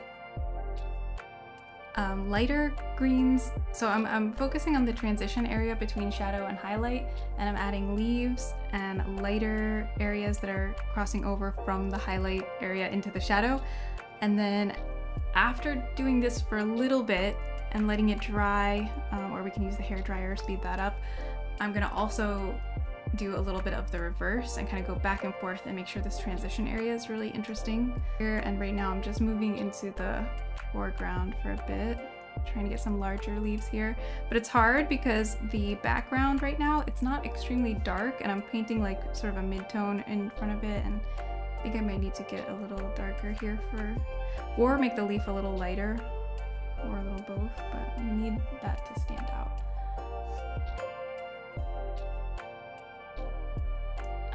Do you find that tubes are better than cakes? Mostly watercolor question. Well, yeah, I see what you mean. They do actually make gouache cakes, though. I have there's one brand, Karen Dash. I don't know if I'm saying that right, but I have some gouache cakes from them, and for me, I was surprised at how opaque they still are when you add water. I was expecting, well, I guess I had low expectations because I was thinking, you know, whenever I re-wet my gouache that comes out of the tubes, whenever it dries and I re-wet it, it's never as opaque. And, you know, so I was thinking, you know, the gouache cakes, I was like, I'm not sure these are going to be great. So I had sort of a low expectations. They work pretty well, and they're nice for plein air painting because they're very convenient compared to tubes and stuff. So I like those, but I don't use them in the studio, you know, because the tubes for me are a lot better. They're very, yeah, they're very opaque, and just out of the tube, it's always like the best to work with, I feel like. And I like watercolors out of the tube as well, but I don't mind if then they dry and then I re-wet them. But honestly, I've found watercolors in all different kinds that I like ones that come in cakes. I've also found ones that I like that. So I'm not too picky with watercolors. I'm a little bit more picky with gouache, but I think it might make a bigger difference. Or maybe I'm just more experienced with gouache, so I like notice the difference more. I'm not sure. Trying to get into plein air painting, and it's intimidating. It really can be, because there's just, you see all these, you know, if you watch these videos and people have all these crazy setups and stuff, and it starts to feel like you need to have all these things, and it's fun to DIY stuff over time. You know, you've just got to go for it. It's like every single time that I go out and try to do plein air, I learn something. Like, it's never, there's always something, and then it's like, okay, next time I'm gonna try this, and I'm gonna bring this, I'm gonna attach this here. And so that's like, if you can accept that that's like part of the fun of it, is that your setup is gonna be an ongoing discovery of how to improve it, then I think that helps. It's like trying to make the perfect setup before you go out. Just don't worry about that. Just try stuff, you know? It's more about the experience than the final painting for me too with that. Maybe if I was actually better at it, I would feel differently, but as it is, I rarely get results from plein air paintings that I love. So it's more just like the fun of painting outside, you know, the challenge, and being in nature and stuff is really nice. But it's harder to get as good results, you know what I mean, as in the studio, because you're fighting the elements, and you've got like wind and potentially bugs and rain, and the biggest problem is like the lighting changes very quickly and suddenly, especially depending on where you are and what time it is, you know, the weather can be really changing. So there are a lot of challenges, but if you just do it for the experience and to have some fun, I think it's a lot nicer than if you're like trying to make a amazing painting.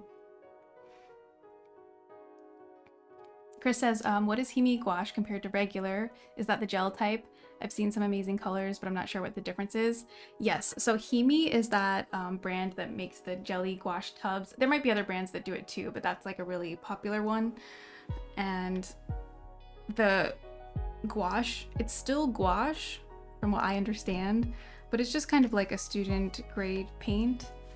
So, I mean, the tub that it comes in is very cute and everything. And so it kind of makes me want to use it, but from what I've heard from some more experienced gouache painters is that it's not necessarily the highest quality gouache. So the sad thing is that can make some things more difficult. It's like, it's so tough because for someone just getting into gouache, you have the feeling that you don't want to spend a ton of money on materials, but then sometimes that can make it harder when the materials are, you know, like the lower grade materials can be harder to paint with. It's like, I wish it could be the other way around. It's like when you're starting out, you need it to be easier, not harder. So I have mixed feelings about it, but I haven't tried them myself, so I can't like recommend or not. I still think they can be worth getting. I still think it's likely that they can be worth getting, especially if you're someone that stresses about like wasting good paint and stuff. Just get something like that, take the pressure off, and just start, you know what I mean?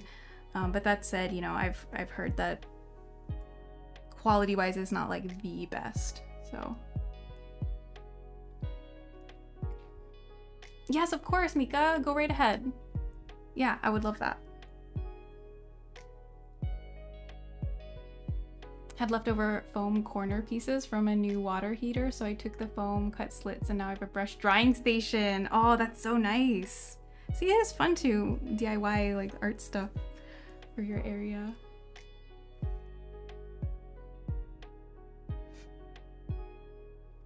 Yeah, that's true. 3 Taoist can be a good way to practice pushing your speed. Indeed, you really have to.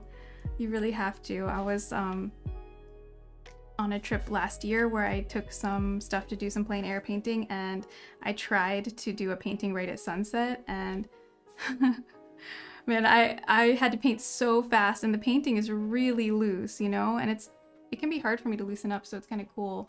But that's how it is. Like, you have no choice but to paint like that, because if you don't, then you're just not gonna finish it in time. I mean, it was dark when I finished the painting, so. Yeah, so Chris, maybe that's a good option for you then, you know? Like, just get some paints that are fun to use. You get plenty with those jelly cups, like, there's a lot of paint in there.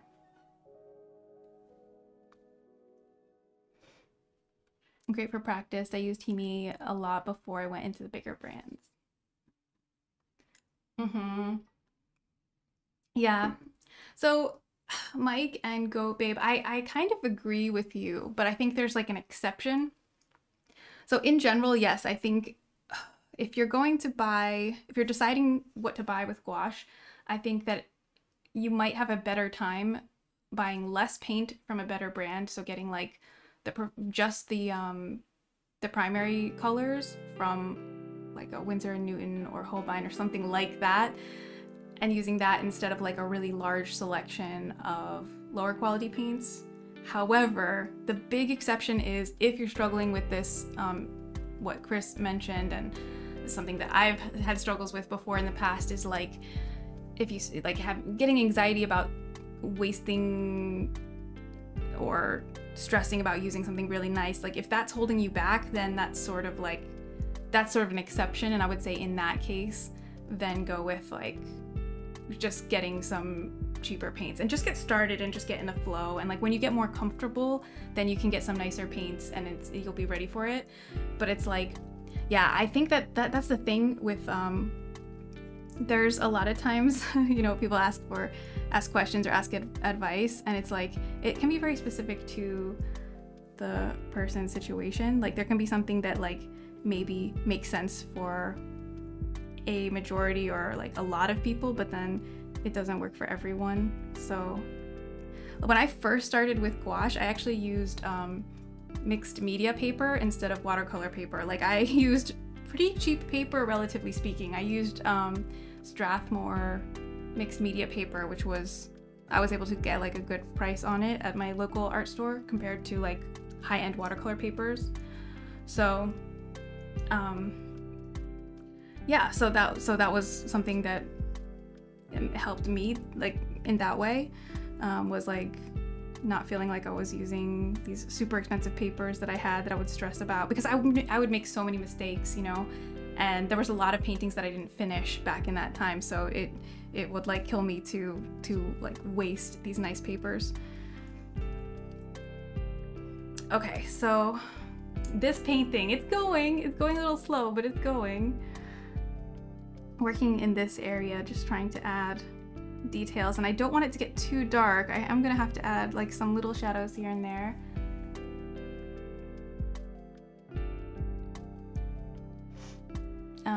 Elza says the Himi gouache helped me just get going without the worry I'm wasting so much paint. Exactly.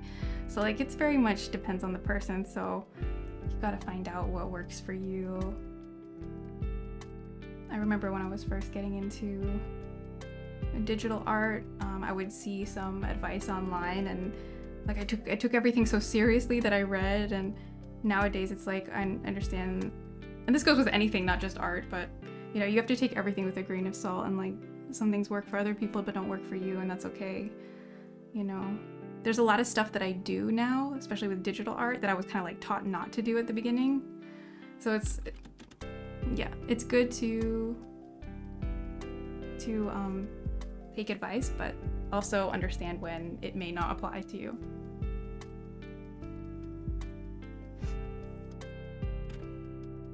When I was teaching, I got a few really nice sketchbooks as gifts. It's so hard to push yourself to lay down the first couple drawings. Have to remember that if it's left blank, it's worse than useless. Exactly. So true. Yeah, I started skipping the first page in sketchbooks, and that helped me get over it. Like I would have the idea, okay, well I can always come back later and paint like something amazing on this first page that I can like plan out and everything. So I would just leave the first page empty. And then it's like if I never go back and paint anything on the first page, it doesn't matter. I still painted the rest of the sketchbook. This one I did that with. Okay, I'm gonna brighten up my camera view a little bit. It's getting kind of dark for some reason. There we go.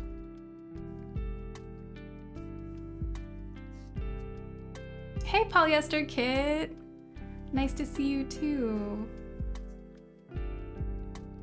Hope you're doing well.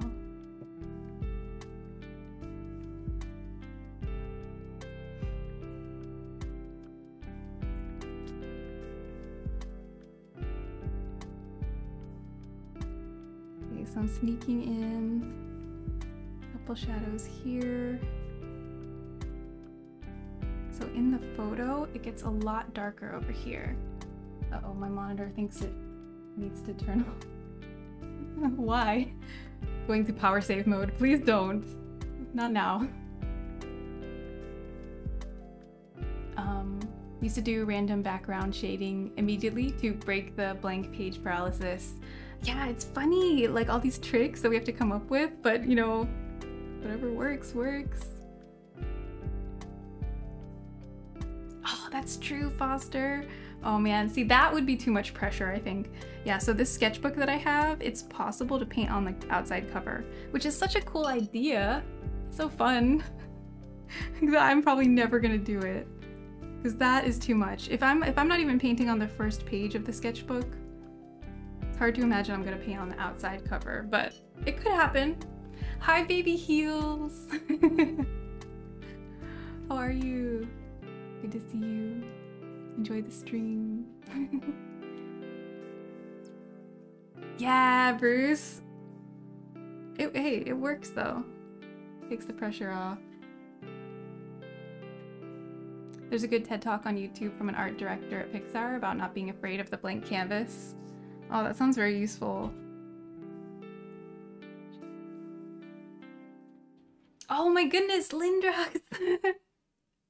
Thank you for the raid. Hello. Welcome. Welcome everyone. That's a lot of you. I hope you had a lovely stream. It's great to see your name in the chat. We're just having a relaxing gouache painting stream over here. I'm working in a little sketchbook, and I'm painting from a reference photo. So if anybody wants to see that, you can type !ref, R-E-F, and you can take a peek at the photo that I'm painting from if you're interested in that. So yeah, that's what's going on here. We've got a couple, so one thing that I've been working on since when I last streamed here to now is now I've upgraded like the camera views a little bit so I can see closer up. So here is what I'm working on, and I guess I can show some little close-ups here. Yeah, it's still in progress, but yeah, that's what we're doing. My biggest challenge with this one, I think, is just the values. I mean, that's almost always the biggest challenge, isn't it, with painting? But here I feel like especially I'm trying to find ways to make the shadows more interesting, because in the photo they're like almost all black, like my camera just made the contrast really intense. But so I'm trying to find ways to add like more color into the shadows, but I'm afraid like sometimes I go too saturated and then it looks fake. So I'm like trying to make a balance here. So basically, my problem is I feel like right now there's still like a little too much contrast or something. I want to mute some of the colors in my painting a little bit. I like bright colors, but I feel like maybe I went too far. This is a hard thing for me lately, because I'm trying to, my painting style is like evolving a bit, and I'm starting to have a taste for like, I don't know, just a little bit more balance maybe.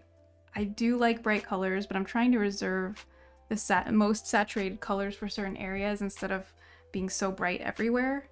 And it's kind of hard. because I'm just not used to painting that way, and I do tend to go too far, I think, with some... It's like, it's not that I don't want... I do still want hue variety, and I want things to be interesting. Like, I don't want to not have blues over here. I just think I need to find... I just need to mute them a little bit more. It needs to be a little bit more subtle. 2019 gang! Oh, man. It's crazy. It's crazy that so much time has passed.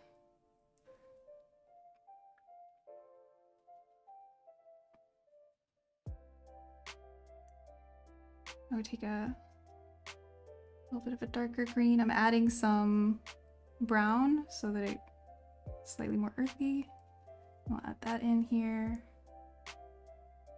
I don't know if I'll be able to completely finish this in stream, but I do want to get to some more of the interesting parts while we're live, because I think that's more fun to see, of course. So here, this is what I was talking about earlier. In the reference photo here, there are some like really bright highlights, and I'm not sure whether it's a great idea to add them or not, but my idea is let's just try it. And then if it doesn't look good, I'll paint over it, you know, so it's not the end of the world.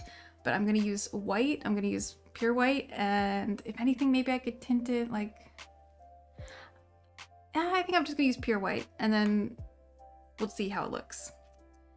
So there's really bright highlights in the photo. Let's be adventurous, exactly. See, we don't know unless we try. We have to experiment. That's how we learn.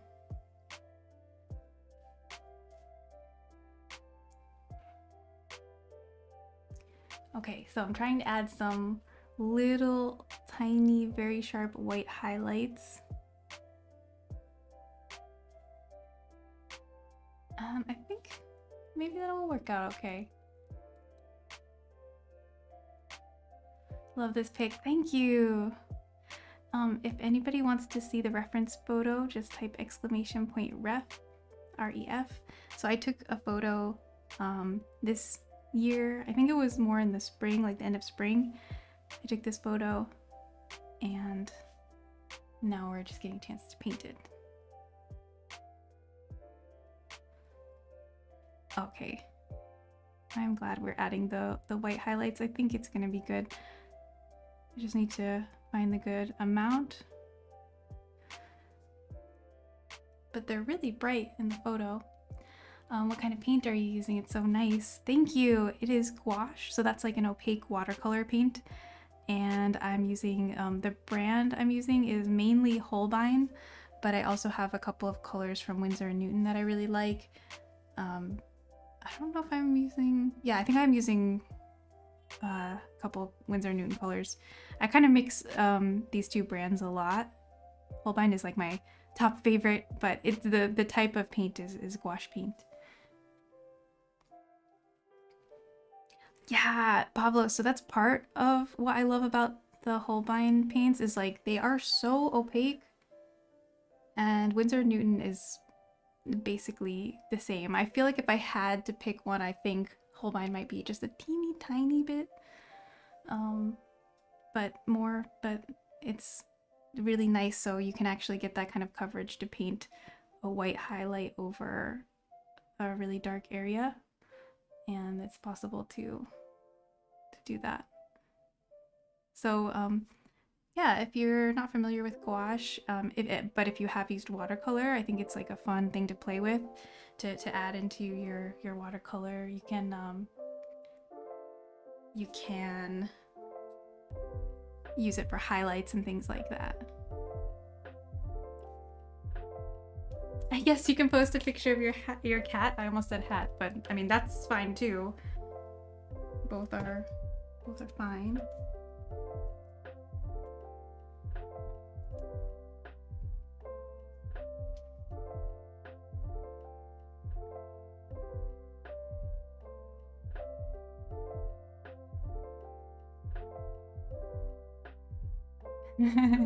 Cats and hats also welcome, exactly. Always use gouache for highlights. Oh, cool to know. Yeah, your work always has a nice luminous quality. Hey, welcome back, Rafi. Oh, thank you, Go Babe. Yeah, so I do have a gouache course on Domestika if anybody's interested in learning this type of painting. It's a beginner course, so if you're starting from scratch, do not worry. It goes over all the basic things. And below my stream in the description, or like in my links down there, there's a link to my website, and the Domestika course is on there if you're looking for it.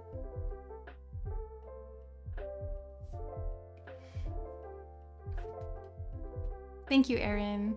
I'll have to add a command for that. Sleeping per usual. Oh, what a cutie. Your cat is adorable. Oh my gosh. Sleeping cats, they just make me happy. They're just, the relaxation, it just comes through. Like, I just feel relaxed looking at cats sleeping.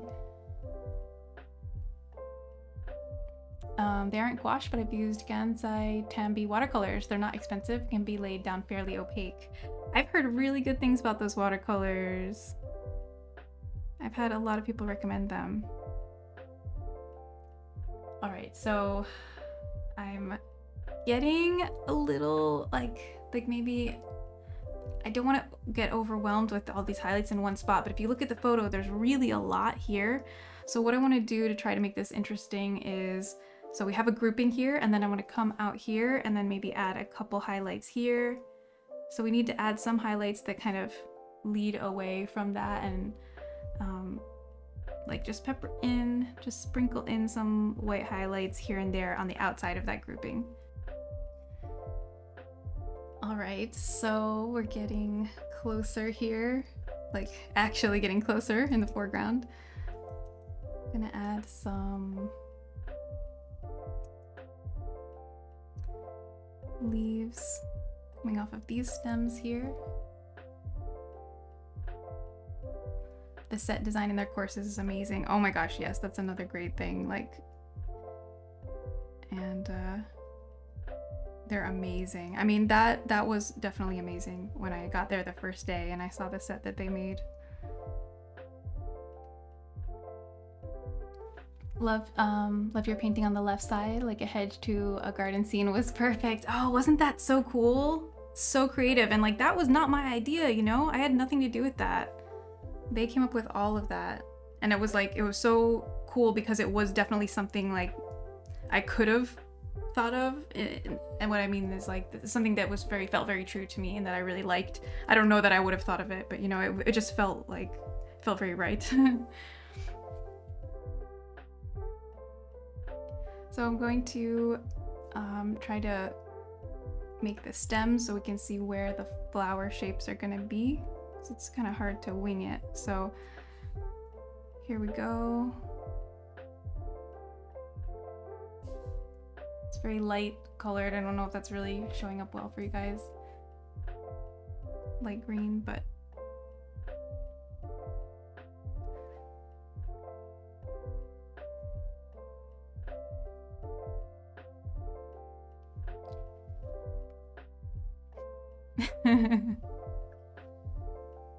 okay, so this part is going to be interesting because in the photo it's already kind of hard to tell what's going on here, and so I feel like I'm wondering if I'm painting what I see in the photo, is it going to make sense in my painting?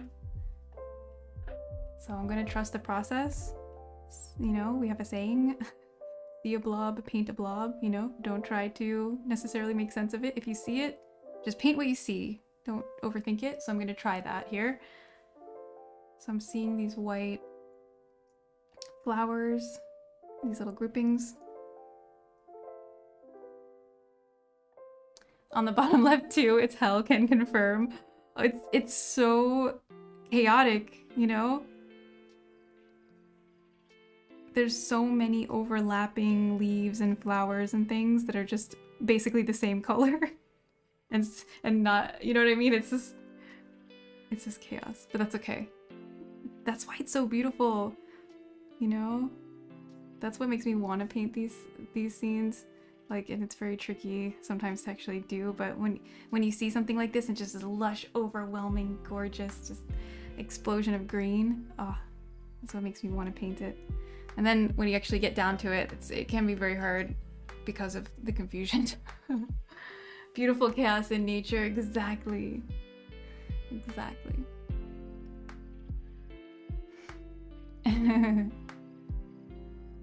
So I'm gonna try a second color, a second off-white color. This one I'm gonna put a tiny bit of blue. So we've got white with a little bit of yellow, and now we have white with a little bit of blue, because there are leaves here that have some bounce light, and it's, I don't know, it's just reading as a little bit of a cooler color here. Ooh, that was a lot. Yeah, maybe that's okay. So what I'm gonna do here is add some of these cool teal. Oh, I need to move this camera. I'm adding some cooler teal highlights here and kind of trying to do it at the top of like what I would think of as being like bunches of foliage. So this whole area is gonna stay dark. And then here we can have some little details coming up a little higher. That is what always makes me want to paint, is just like warm, glowy light, dappled light, magical moments, and almost all to do with lighting. Even though I can enjoy a lot of art that has different types of moods and like, you know, moody and gloomy and stuff, I can appreciate. But I tend to gravitate towards painting this sort of thing. I always like painting sunny, happy scenes most. The whites have pushed the background and created great depth. Oh, I'm so glad. I was wondering if they were going to be too much, so it's a good thing we decided to give it a go. So I'm trying to add like a little bit, oh my gosh, you guys, I keep forgetting to move this. I'm trying to add a little bit of detail to these leaves in the front, and it doesn't take much, you know, you can add like a center line or shade one part of the leaf or add some little veins.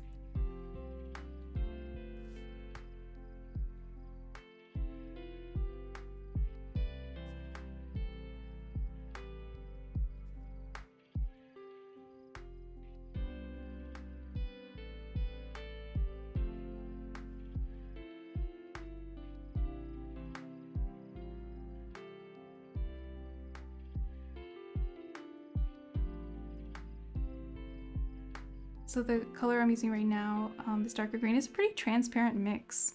This is something that I've just been doing more often recently, is painting slightly more transparent. Even in this stage, like this is a stage that I usually wouldn't think to use transparency. Like for me, up, you know, my first years of gouache painting, I would always continue getting more opaque as I went through the painting. And that's still my general workflow, but there are situations like this where I just want to add like a little bit of detail to these leaves, and that's when I'm still using transparent color. Like right here, it's a little easier to just add a tiny bit of detail with this transparent color. So even though it's like kind of towards the end stage, it's working a little differently. Okay, so I'm like having second thoughts about this area here. So what do you guys think? Earlier, when I added that in, I was like, okay, I think we can make this work. But now, I don't know. I feel like maybe I should paint it darker. Like maybe if I just, okay, I'm gonna try adding some darker greens. It just feels like too flat there. It's not doing what it needs to do. We'll make it darker. If this doesn't look good, I'm probably just gonna paint over it and get rid of it. It looked better before when the foreground didn't have so much detail. Okay, that makes sense to me because I was like happy with it before and now I don't like it. So I'm like, something changed, but I think it's just in relative to everything else in the scene, it doesn't make as much sense as it used to. Hint of some branches. Yeah, I have like only really vertical. I tried to make some vertical branchy shapes there, but it was such a small space. I don't think I really achieved it. Kind of just looks like some stripes. All right, I'll see what I can do. Even my smallest brushes are kind of struggling. This is why I need to paint on some bigger paper too, even though like I love this size, but then I start getting getting too detailed.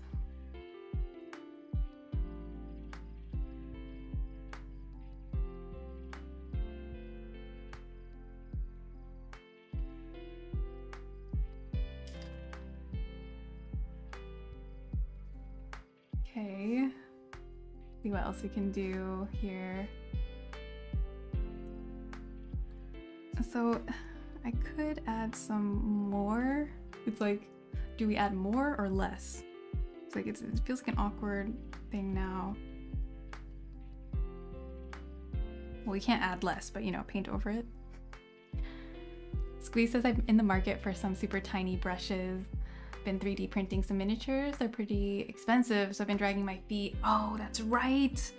Mini painting, you need like the tiniest little brushes. I honestly have kind of struggled with that too, finding, because here's the thing, you can buy brushes that are small size, but they don't always have like a very sharp point tip. And I found that it's kind of hard to find online. It's really hard to tell.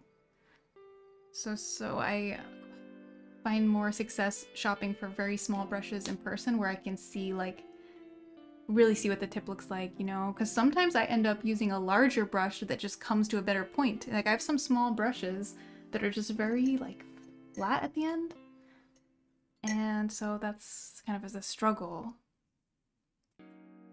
Well, thank you, Foster. I've had such a blast with this sketchbook. I think it honestly leveled up my painting working in this book.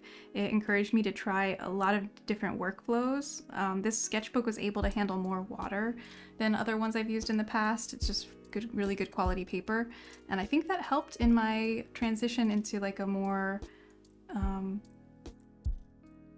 more transparent watercolor-like workflow. Like having this book has been amazing. Maybe I'll try to buy the same book in a larger size or something, because I just really love working in it.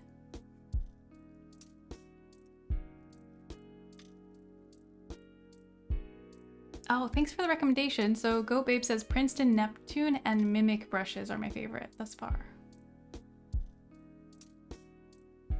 Andrea says I think my smallest is a 10-0 Da Vinci Nova detail brush. It's really fine. The bristles are fairly short. Tend to prefer longer bristles. Yeah, I do feel like longer bristle brushes can be easier to control, or like, and they hold more water.